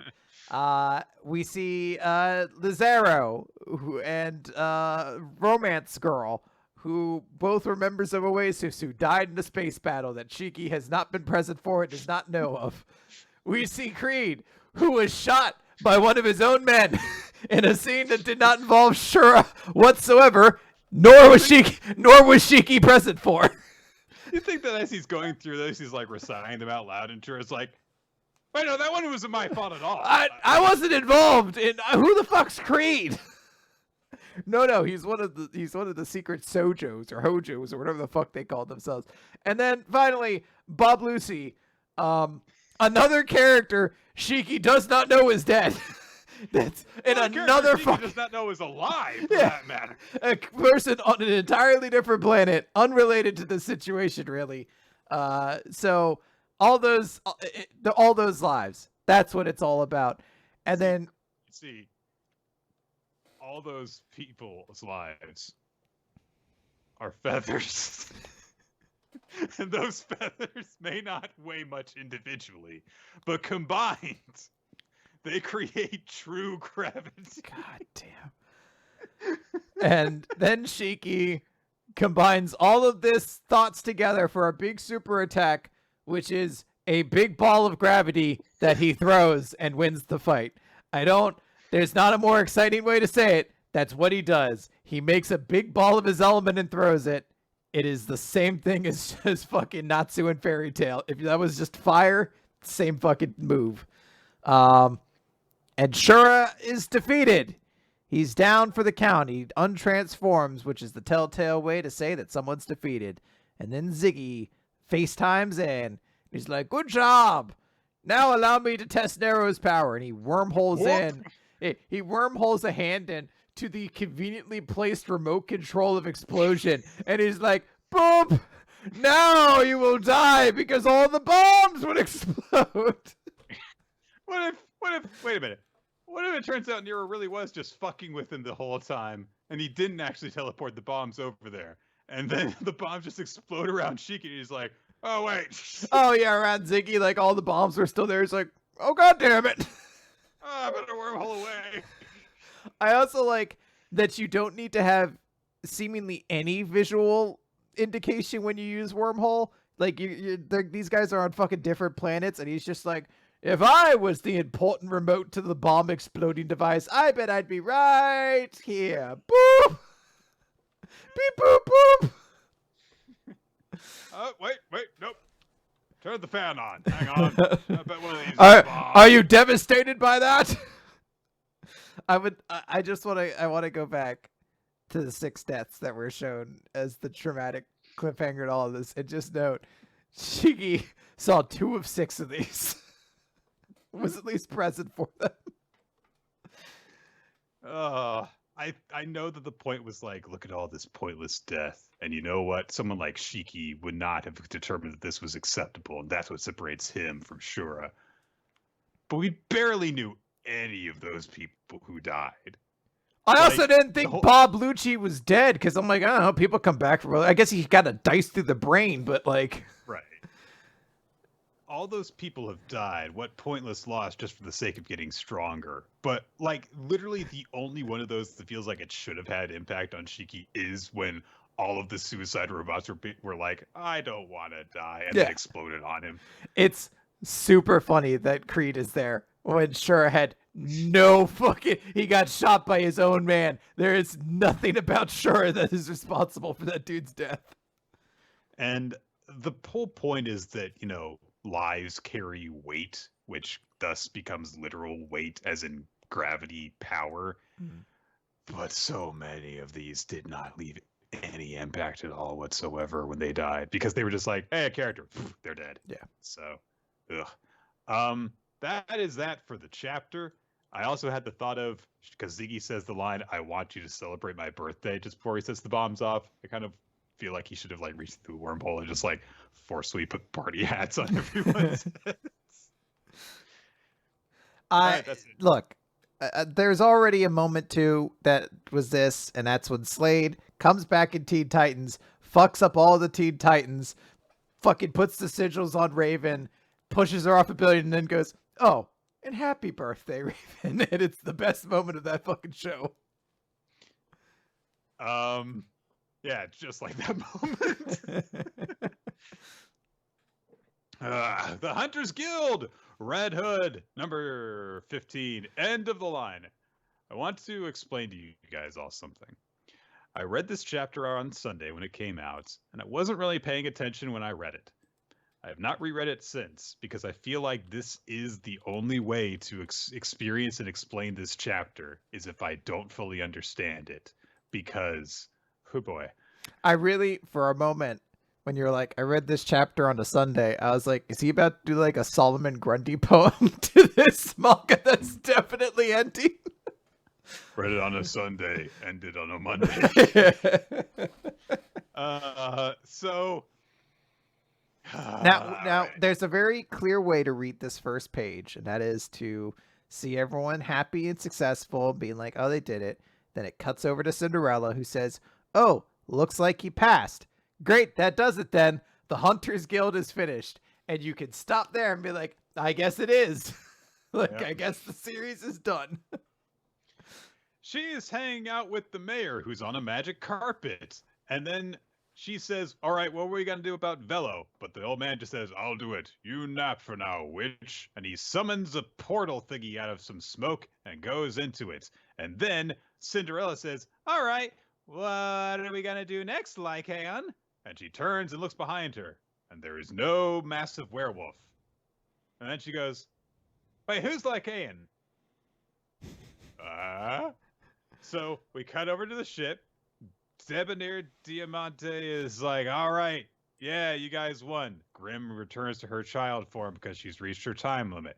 And she's like, but I beat up all the ones. What about the ones who passed out? She's like, they're not cuffed in jail, so they passed too. We can retest them later if we need to. Yeah. Fair enough. So then she picks up Grimm and forcefully piggybacks her over and says, oh, was everyone getting knocked out and therefore passing part of your plan too, Velo? And he says, nah, it was just, I just got lucky, I guess. Yeah. So, bip-a-dip. And Debonair says to Grimm, hey, Velo's disruption plan worked really well, which means everything went according to the scenario you wrote out, right? Okay, she whispers that. The guard who was guarding the jail cell greets Tilty, and everyone's like, oh, you two know each other. Yeah, because he's one of the guys who betrayed me, but he passed and I didn't because I guess he's just, better than me. Yeah. Tilty kind of half apologizes for how things went because this was a thing that we needed to be resolved. This thing that wasn't established prior to this. Remember the important character of the jailer, Nick? But first, before we move on to the rest of the chapter, we've got to meet two very important characters. Hey, remember that catsuit girl who was bizarrely prominent in the celebration picture? It turns out she wasn't a real test taker. She was actually a proctor who was posing as an exam taker. Also, so was a guy wearing stripes. He has the biggest sweater ever, and I'm very happy for him. I'm not sure if he's wearing pants or if that's just the sweater. It's just a really big sweater. It's a fucking long, great sweater. And we are introduced to Kursa and Tarpan. Yes. Anyway, Debonair takes Grim off with her to my room for a sec because that fanfic idea is going to happen, I guess. Anyway, so then the Ironworks reaches its final destination, the island recorded on no map. Site Citadel Hunter headquarters. There is a sort of Mobius strip thing out in front of it. Ooh. And then Cinderella's still hanging out by herself, but there is a letter up her sleeve, I guess, that she hasn't noticed before, and she reads it, and it says, I am Lycaon. This letter was protected. If you read this and know not who I am, and do not see an enormous werewolf by your side, then kill that man immediately and steal back his pages. His true goal is... And Cinderella goes, Gah! To the note because we don't find out what the old man's goal is just yet, but she's really pissed off about it. Debonair is still carrying Grim around with her down the halls of stuff, and she says, what's the word bug mean to you? And Grim says, insects. And then she says, tokamak, curry, hay fever. Do those words sound familiar?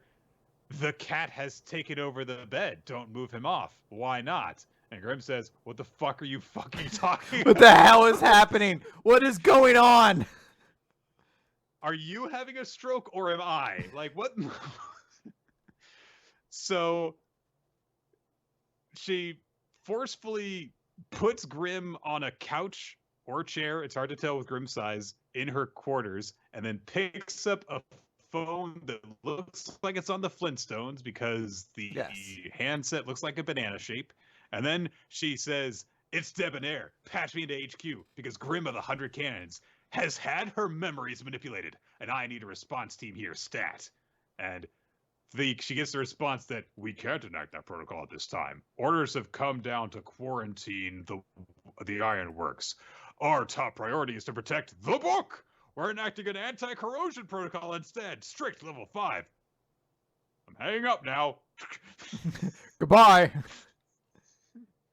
But it was very important that we be introduced to this character, Dut Troidel. Goodbye, Dut Troidel. So then Debonair's like, what's happening? And then we cut over to Carpel and Tartan.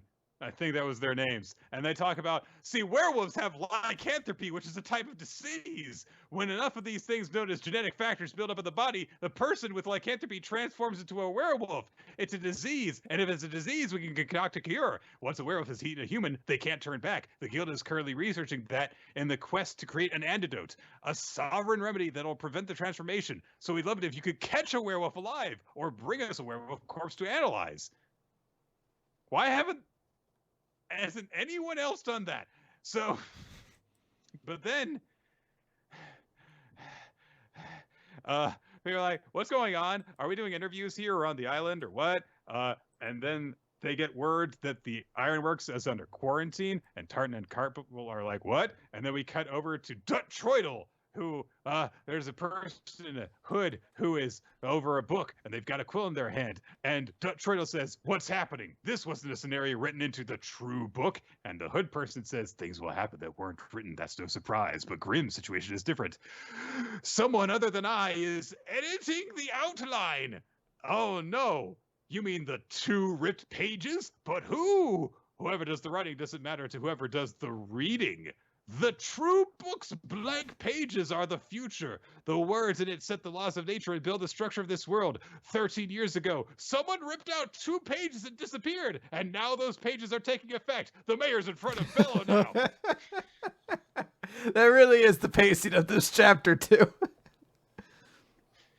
Bello looks over, the mayor is like, Mayor? And Cargill's like, oh, that's not Camp Hopeful. It's an intruder. He's got to be some sort of enemy. But Bella's like, no, he's the mayor. He's my family, and he saved my life. Oh, my God, you're alive. Am I dreaming? Are you a ghost? I thought you were eaten by a werewolf in the mountain hut. And the mayor says, I'm sorry I caused you grief, but that death was faked. It was a necessary deception. I had to do it to drag Grim, the Red Hood, out of her role and crown you, the Hunter Velo, as the main character in her stead. And Bella says, I don't get what you're talking about.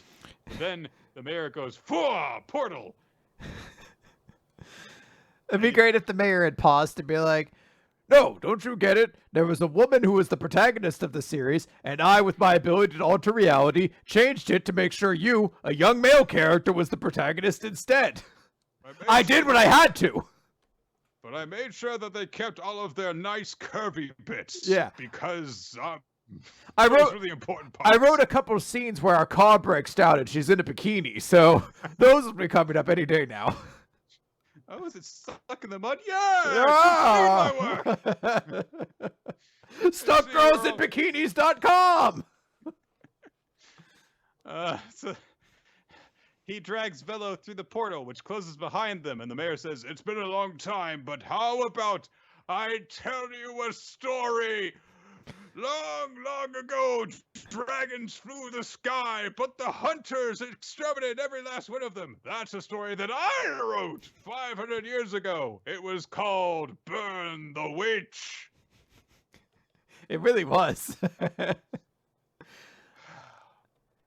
So, Nick, I don't think Hunter's Guild's hanging around too much longer. I've been saying that for like 2 or 3 months now.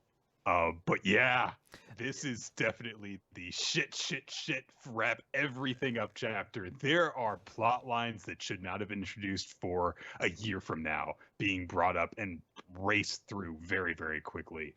And it is dizzying to see them snapped out this quickly. It's almost astonishing because it's like if you flip a page in this. Now, I have it set up that it's 2 pages per screen. Essentially, I get like both sides up at once.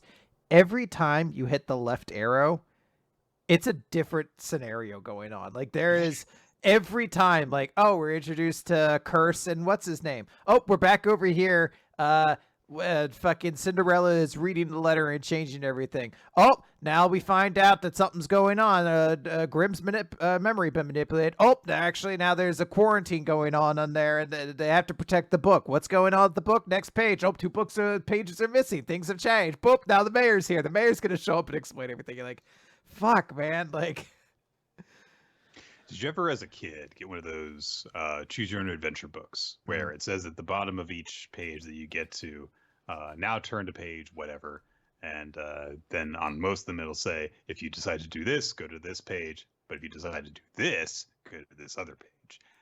Did you ever, while going through that, kind of not understand it, and so you kind of like just read through? Oh, you just flip through pages. And it would jump you into cases where it's like, well, how the what where how did why am I under the ocean? And then the next time you're like, the mall department store, when did I get here? So it's like that. Just the very contrasting, rapidly paced through sequences that happen in this. Now, Nick, and importantly, were you Manga-Tained? Was I Manga-Tained? Yeah, Manga-Tained, entertained. Were you not sports entertained? Were you not manga entertained? I mean, going through it was fun. Yeah. Well, reading it aloud, but I think in the moment that I was reading, I was just like, all right. So. All right, just nod your head and go along with it. Yeah, pretty much.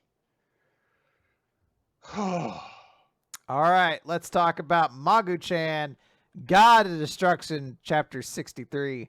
From the ocean Yes, with love. with love. Because the Bond movie is out. Nabutaku. The Putaku. Yes, is out by the beach, and he's thinking about when he first met his hermit crab minions when he was trying to win that oyster collecting, clam collecting contest against Magu. And since that time, he says that he recently met up with Ruru, and she talked about making sake-soaked clams as a dish.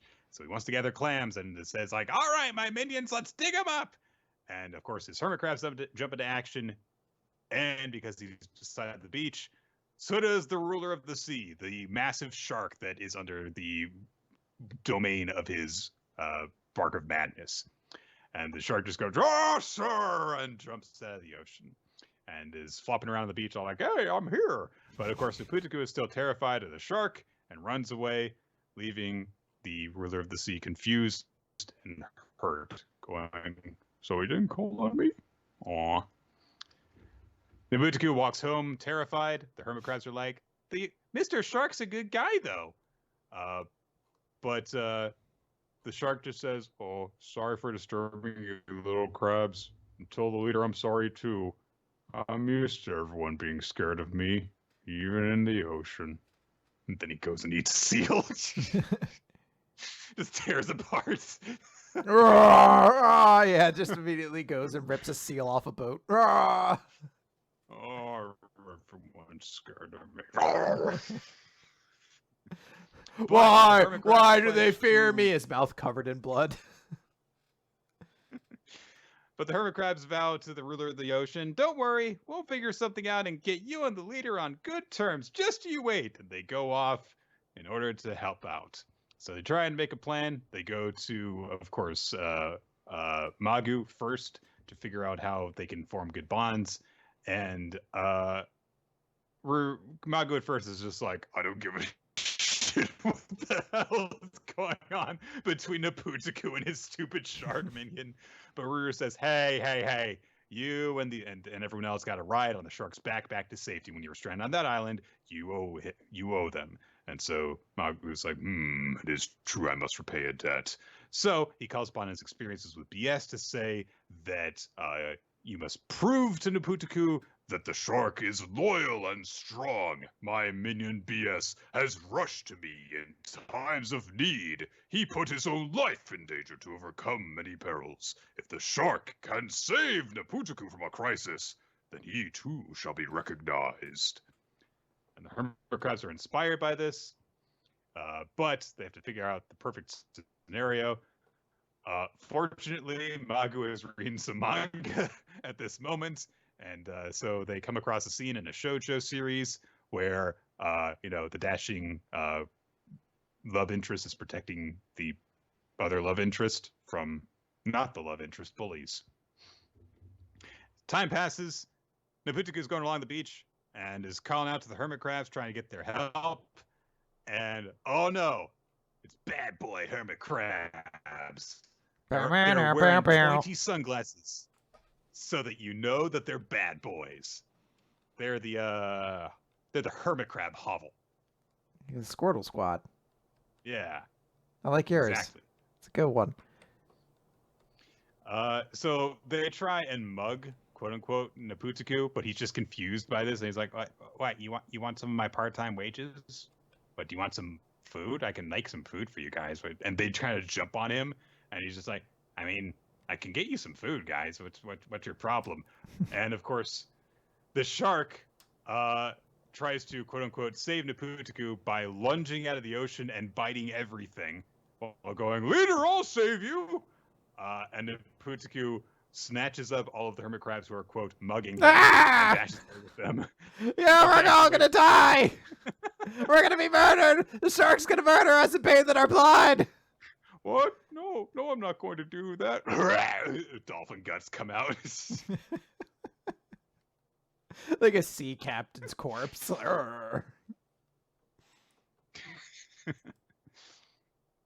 Naputaku runs away. Magu and Ruru have also borne witness to this. And basically, they're just like, "Oh man, what a small-minded asshole," and that just kind of fits. So instead, the hermit crabs go to see Uneris for advice, and she decides that the shark needs a makeover. So she gives a makeover to the shark using a magical item, which transforms the Lord of the Ocean into magical minion Napu Shark. It's a magical girl shark now. Mm-hmm. Yep. Look at all the bows. But also, this magical girl outfit has given the Napu shark wings, and so they go off to meet their esteemed leader, who is just terrified that now the shark can fly. Fair enough. So the shark is now depressed and says, "I don't blame the leader for being scared of me. I am a shark, and leader's a starfish. I'll just watch over him from the bay." And I do like that now that the shark is seemingly permanently wearing a bow, that the hermit crabs are referring to them as Ms. Shark and not Mr. Shark. So very supportive fellow minions. That's nice. Fortunately, Rur is there to fix things, and she's wearing her getting it done Crocs, so you know that she's going to get it done. And she says, "Are you okay with just never telling Naputa-kun how you feel? I don't understand a word you're saying, but I know that you love Naputa-kun. And look, just look at me and Magu-chan. We're a human and an octopus. We get along. Things can work out. And meet with him and talk it out." And then Magu tries to just kind of caboose on this yeah, like he came up with the inspirational speech. He's very inspiring. So Napu Shark decides to give it one more try. An hour later, Magu just drags Naputa-kun to the pier, so he has to hear the shark out. And Napu Shark says, "Don't be afraid of me, leader. I just want to talk you out. Thank you for calling to me in the sea. I never felt wanted before. I've always been alone in the ocean, so I want to thank you. And here, I found this at the bottom of the ocean. It's my beautiful treasure, so please accept my feelings." And it's a gorgeous, shining oyster. And Naputa-kun says, "Wow, don't mind if I do."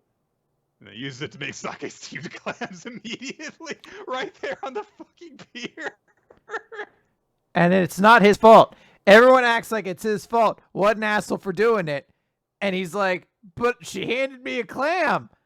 I wanted to fucking eat it." He called on all of his minions to find him clams so he could cook them. One of his minions gave him a clam, and he cooked it. Yeah. He said he was going to do this. Napu Shark basically goes, "Oh, my love interest has offended me without meaning to," mode, and slaps him across the face with her fin, and then dashes off / swims off into the ocean, calling him a big stupid head. And Napu Shark is very confused by this, as everyone else looks upon him in horrible disappointment. And he starts to apologize for reasons he doesn't understand. So half this chapter was really good. And I then- don't want to say Uneris shows up and the chapter gets worse, but I am saying Uneris coincidentally appears in the chapter, and the joke after that point becomes a lot less funny.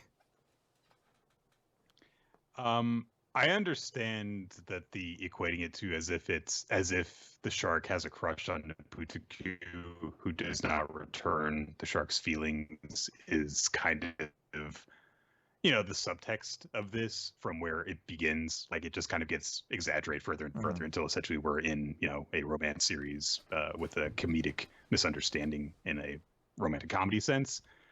But as a result of that, it does feel more generic because it starts going for that. And I do understand, but it's with a space / eldritch starfish god and a shark. Yes, but I've still seen that scenario played out 100 times before. It's a fine chapter, but half a good chapter is still better than not a good chapter at all. True. Dr. Stone, Z equals 214. Stone World's Earth Defense Force. Oh no, the petrification beam went off, despite the fact that nobody said anything into it. Oh no, Gen's turned to stone, and Yo's just there and there and over there and everywhere. And the beam is still expanding. So everyone panics and starts running to the outside parts of the ship to try and get away from the beam. Senku and Ryusui just go, I guess we should just like stop like right about here. Maybe 2 meters further back and we should be good. And the beam stops right in front of them because they're so cool. And they say that, yes, the speed of the Petra beam is proportional to its range, so they calculated it would be there somehow. Well, they established before that they're able to like measure it off by how fast it's going and stuff like that. So I assume Senku measured it and Ryusui is just following along. I assume Ryusui didn't also do like the math in his head to figure out how far it was going to go. I figure that he like instinctively just kind of looked over at Senku to see how he was reacting, and it was just like, well, if you're standing right here, then I should be safe right here too. Yeah. So they look at the vault after reviving Gen and Yo, because death has no meaning in this series. And Senku is rather disturbed by the sight of the cracked case around the petrification device. And they're like, okay, well, what the hell happened? Talking to Gen and Yo. Yo is immediately like, it wasn't me. And Gen says, no. Look, here is exactly what happened. There was this noise inside the safe, glass cracked, there was a click, the flash of light. And so Senku says, all right, well, the clamor inside the safe must have just been the vacuum tube cracking. But we can't be sure about that. And Gen just confirms to everyone, nobody spoke to the safe or the device to issue this command. It just seemingly went off on its own. So they think about different possibilities. Maybe it was activated remotely. Kohaku says maybe Y-Man has restarted his attack from up on the moon. Sai suggests radio waves were used to activate it. But Ryusui counters with, yeah, but why wouldn't you just use those to activate them from in the first place? And also Dr. Chelsea points out, yeah, and also he didn't, just have the entire thing go off around the Earth like last time. So they're wondering what the hell is going to go on. Kohaku says, we should go fight Y-Man. Beat him up. Let's punch him. Yeah. Chrome says, yeah, but if we, really rush to conclusions, that means we're going to make a one-way rocket. He doesn't say this part out loud, so he's like, how do we know where on the moon we would need to go in order to fight him? Because it's big and stuff. And Ryusui says, yes, we've got to nail down his precise location. And essentially from there, we just kind of just resume where things were prior to this thing going off, interrupting things, as in, all right, let's just continue our plan in figuring out getting to the moon and dealing with Y-Man by inventing something. That's kind of it. But they are discussing it more in the sense of strategy than just technology in this part of it. Yeah. So Senku says they don't have a lot of data to work with. He says that he would like to start to experiment with the Medusa's device to reproduce the results, but also there's a lot of risk involved. So they decide to instead remove the battery from the device so that it can't go off now. Gen privately meets up with Yo and says, hey, you were bringing it to us from the US, and during that time, did you meddle with the Medusa? As in, did you set it off like on some sort of, long-term timer? And he was like, no! And says, all right, well, Senku probably already knows that, but it's possible someone scheduled this in advance. Dr. Chelsea's there. She's eavesdropping. And she says, oh, like someone said 3 months, 20 meters a long time ago, the perfect crime. And Gen's like, shut the fuck up. Shut the fuck up.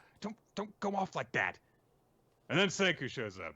I thought that this was in private because, in the establishing shot of this scene, there's, the entire deck and no one else is there but the two of them. But I guess that, he was just, directly next to a crowded corridor. He started bringing all this up, I guess. He was right nearby.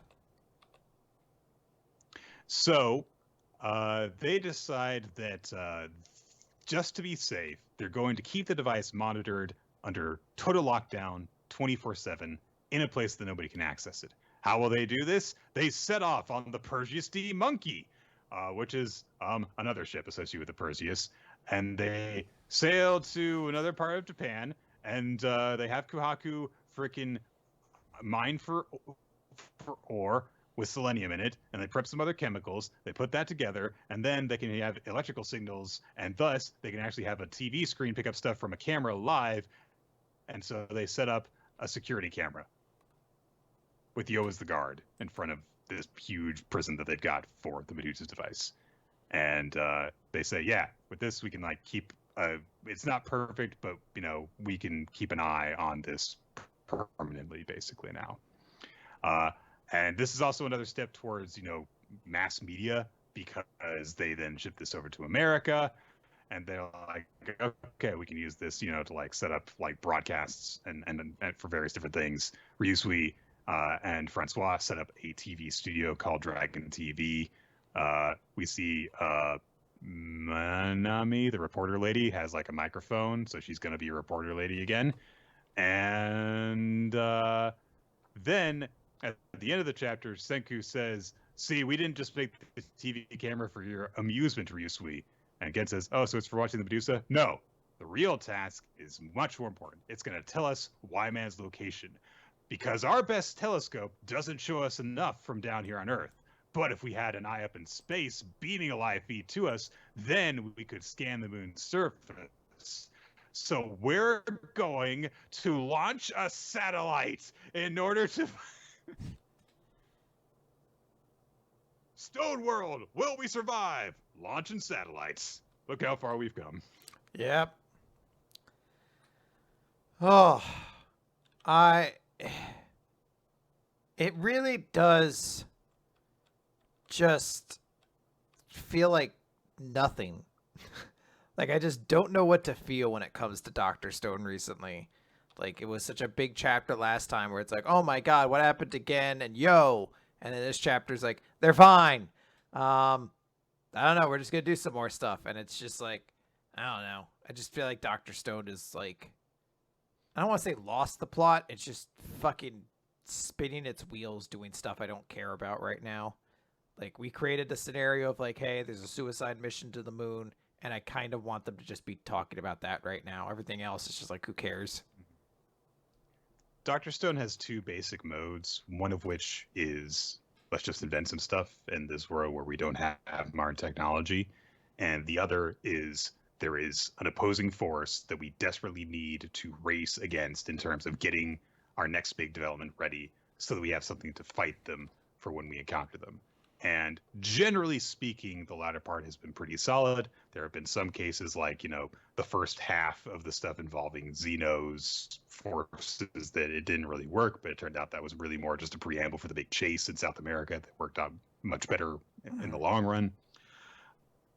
But the other half, I feel like it's just kind of getting less and less interesting because stuff is getting easier and easier for them to do. Yeah. We are jumping from computers to video games to TV cameras to a fucking satellite, and that's a lot of different modern stuff going on, when before it was about we need to put everything we can possibly muster into creating a pretty rustic energy source that involves a giant wooden wheel and stuff like that, because that's where our technology is at.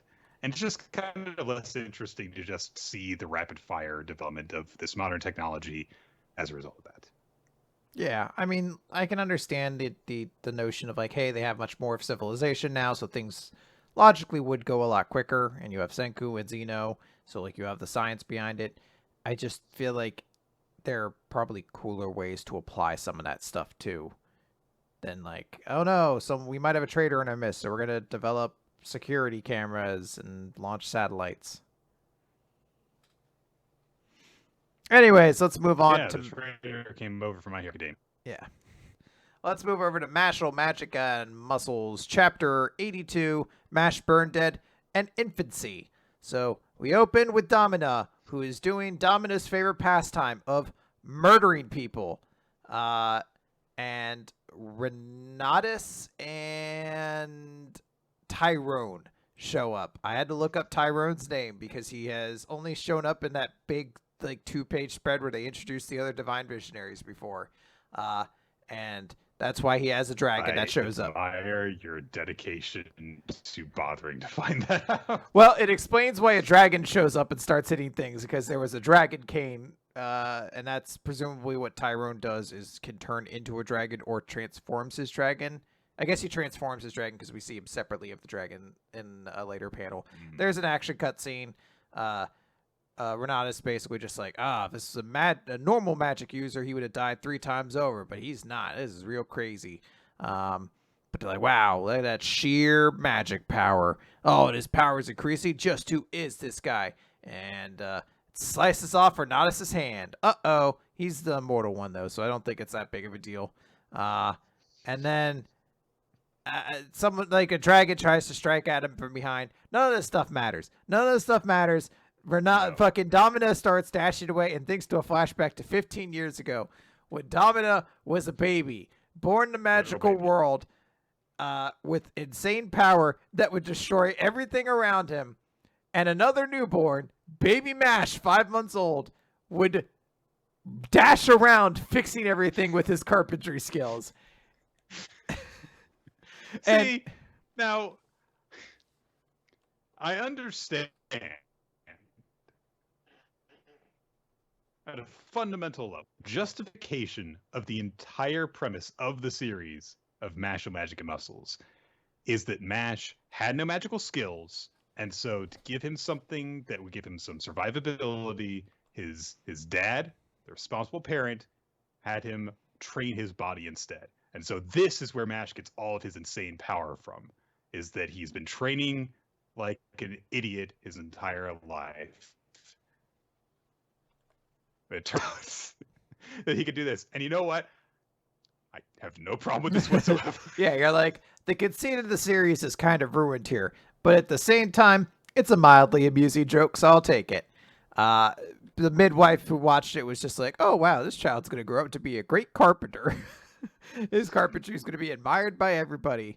But Domina grew a deep hatred because he was like, oh, my dad likes me, but my life is existing for him to serve him. But why does this stupid child that lacks any magic getting the same treatment as me?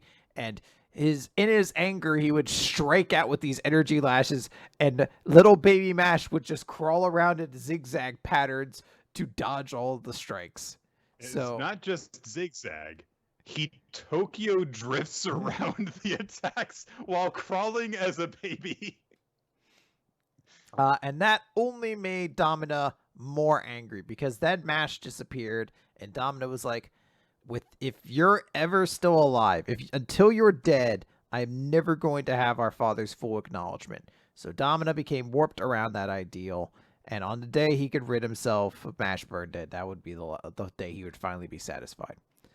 Final page, we go to Grief Manor on the day of the final exam, and we see, oh god, I can't remember their stupid school's name at this point. The evil school there, and then all the Easton kids, and Mash, Abyss Razor, Dot, and one of Lord Abel's puppets are doing like the cavalry lift up one of the kids things with Mash behind them. And yes, Lance is just there saying, why? And they don't give an answer to it. No, they don't. It's not a cavalry battle that they're headed into. Sharktooth guy says, congrats on not running away like chickens despite knowing you're going to lose. And then the rest of them say, basically like, Abyss Razor's like, let me know before you stand up. It's safer that way. And Dot's like, yeah, just give me the heads up when you want to move forward. And that's the end of the chat. Like, Finn's like, they're fucking idiots. They're all idiots. Like, I like how Easton has now been divided into 2 halves, the idiots and the normal people. And Abyss Razor apparently is one of the idiots. Someone had to be the third one. Yeah. I guess. Oh boy. Yeah, it's a silly chapter. And we will get some more fight times next time, I guess. Darn tootin'. All right. So, last time on the Elusive Samurai, as we enter into Chapter 36, Warrior Woman 1334, all of Tokiyuki's efforts to evade Sadamune's attempts to see through his lies and discover that he is a Hojo seemingly were in vain, as Ichikawa, the super listening guy, showed up, and they were going to use their super sensory powers to detect even the slightest twitch or affected heartbeat or whatever, and act as a lie detector as they tried to determine if he was a Hojo. But then Ayako started dancing and playing instruments outside, and it turns out that this has been a plan that has been in place the entire time. Yorishige set her up for this, saying that they would try and delay Ichikawa from arriving there by, just having Genba go and be Genba in his general vicinity, basically. But he says that you need to immediately leave your post because they will use their super bullshit listen and see powers and will try and detect any lies details. So you must impede at least one of them. So she's, of course, playing very, very loudly on purpose. And we get this narration that says that the performance that she is doing, which is Dengaku, was essentially really popular music. It was like the club music of its day. And so people from all different stations of life got swept up into the rhythm of it. Freaking Serizawa, the weird mouth guy who said, "I know who that kid is. He's a Hojo," and he says, "Why is everyone dancing with that girl?" And someone says, "Well, she just started playing music," and said, "Well, Sadamune's enjoying talking to that boy, so we should have a good time too." Good point. And we just went with it because hey. Good point. Everyone's having a good time. Let's go with it. Tokiyuki witnesses Ayako playing and is like, wow, she's really good at this. And she's so precise and elegant. Ichikawa just like leans out of the room and says, "This conversation is important. Shut up." But Ayako has a preparation for this too, which is, oh, come on, you've got an important conversation with a child. Yeah, come on. Look, we're going to leave soon. And if we don't leave soon, like there are going to be some troops from Suwa who are, coming to the border, and they're going to cause some trouble if we don't meet up with them. So Sadamune drags Toki back into the room, and Ayako says to him as he goes back inside, "Young lord, don't worry, I am with you." And when they go to try and spy him out, Tokiyuki has been affected by her music, as he knows, like, okay, they're affected by her performance, and I'm truly blessed. My retainer has attributes that would charm the masses in a more peaceful time, like a sexy idol girl who dresses much older than a 9-year-old would. Anyway, moving on beyond that visual. Both Ichikawa and Sadamune cannot actually tell what Tokiyuki is thinking and lying about now because he's been affected by Ayako's performance. So they're like, fine, get the fuck out of here. But I'll kill you if you keep on interfering in battles, yo. Tokiyuki says, okay, bye. Ichikawa says, I mean, why don't we just kill him? But Sadamune says, ever since the dog hunt, there's been something about that boy. He openly showed his enjoyment of the dog hunt. When I chided him, he meekly corrected his posture, and afterward I could do nothing to disturb him. In turbulent times, such a straightforward nature arouses suspicion, but it would be unrefined to overly press someone so apparently genuine. So he's he has his station and his ideals, and he sticks to them. And like we said last chapter, it's nice to see that there's more to him than just a silly asshole villain. So Ayako and Tokiyuki start writing back, and Tokiyuki praises Ayako. Is like, "Oh, how would you learn to do that? I just got totally wrapped up in your performance." And Ayako kind of blushes at this because he just so stoutly compliments her. And she starts to say something else, but before she can, they're attacked as Serizawa attacks them from out of the bushes. And he's got a Naginata with him, and he's trying to strike down Tokiyuki. Ayako tackles him off his horse to safety. And Serizawa's like, "You embarrassed me in front of everyone!" Which, not really. You embarrassed yourself. Yeah. So he goes to attack them. Ayako tosses Tokiyuki backwards to safety, but she can't draw her sword in time, and it's knocked out of her hand as she draws it. Serizawa goes after her, and he's got a reach advantage because he's bigger than her, and he's got a pole arm. And as he is attacking her, Ayako thinks, Kojiro is skilled with a sword, but I'm no expert in any weapon. And as she does this, she kind of dashes around the horse to buy herself some time. And when Serizawa comes around after her, she takes the drum off the horse and chucks it at his head, and then gets a stick and beats him with it, to which Tokiyuki is shocked. And we get some narration that says that Ayako uses kicks, rocks, the enemy's own weapons, musical instruments, and her own body. She uses anything she can.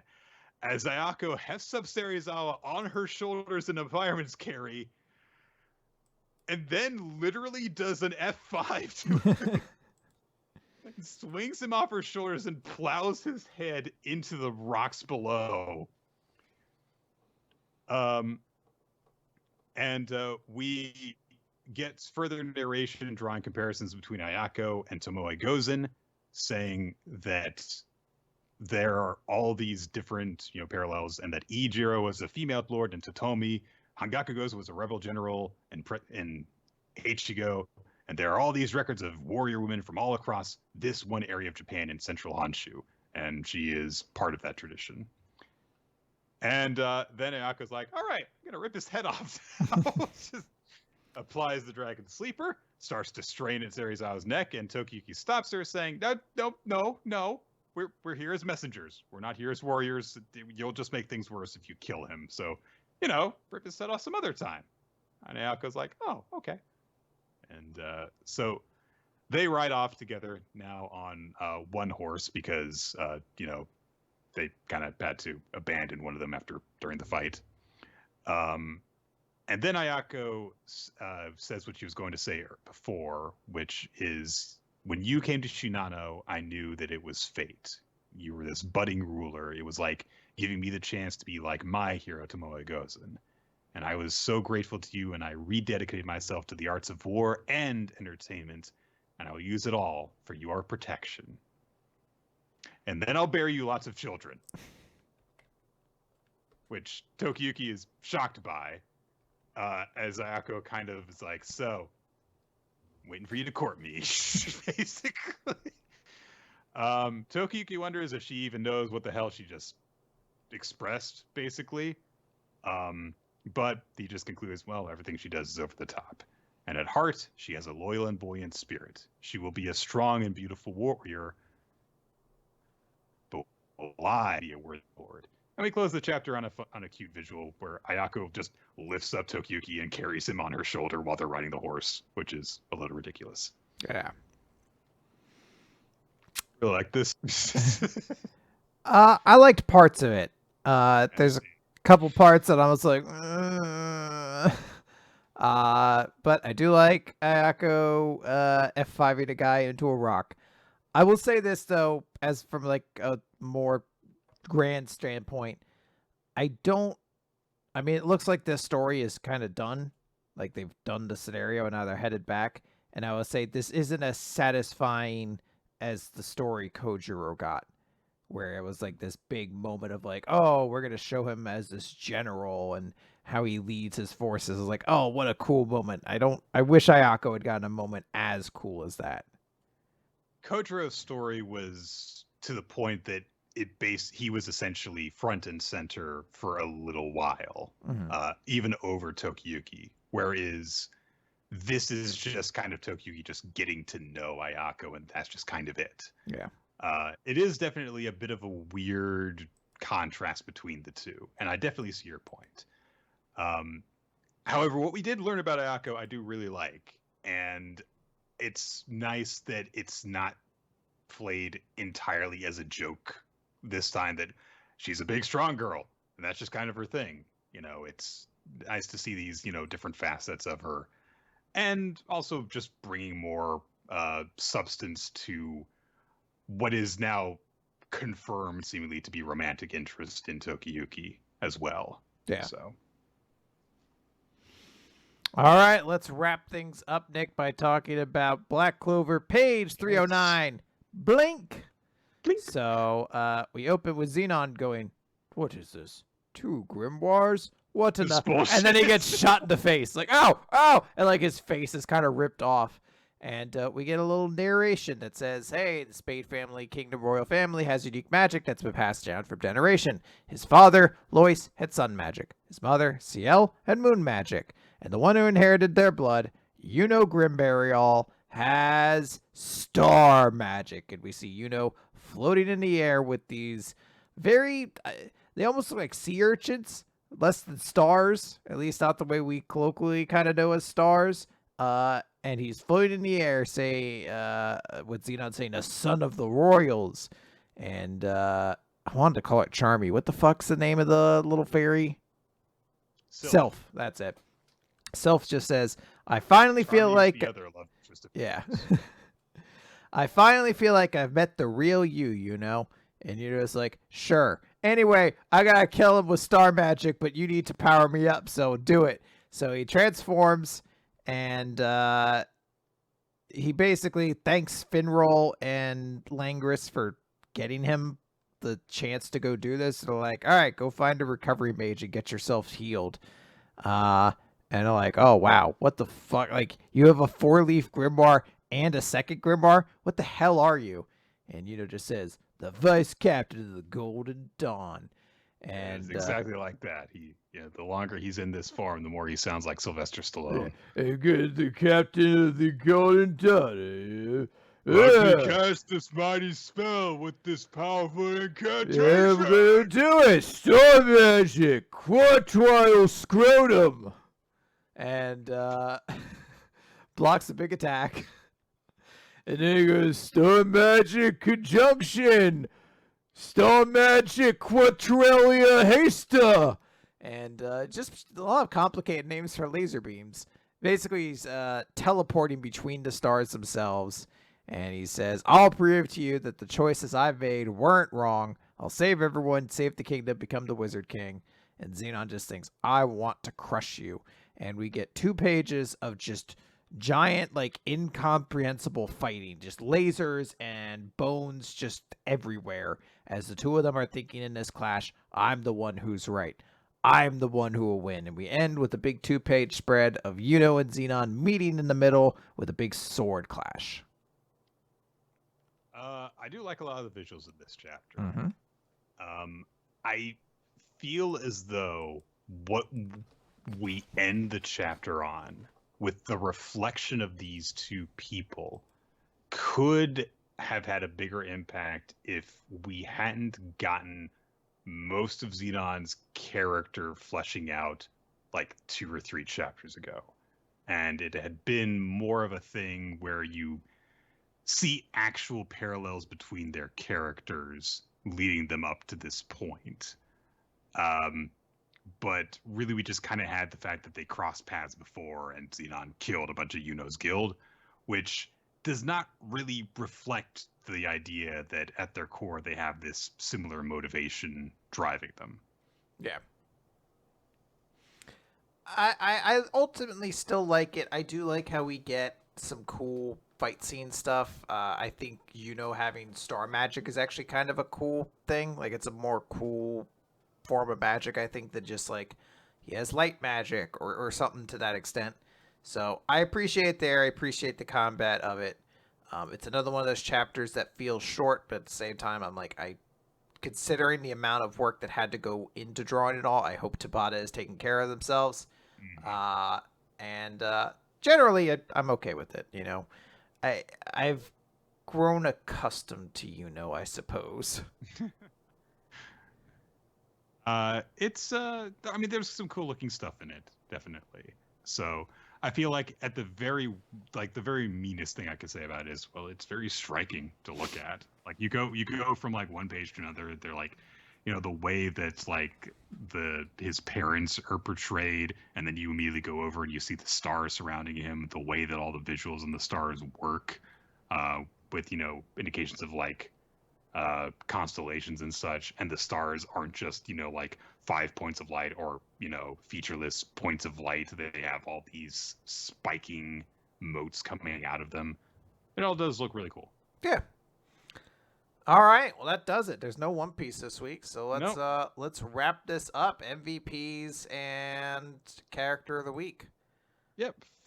Favorite chapter for me is going to go to.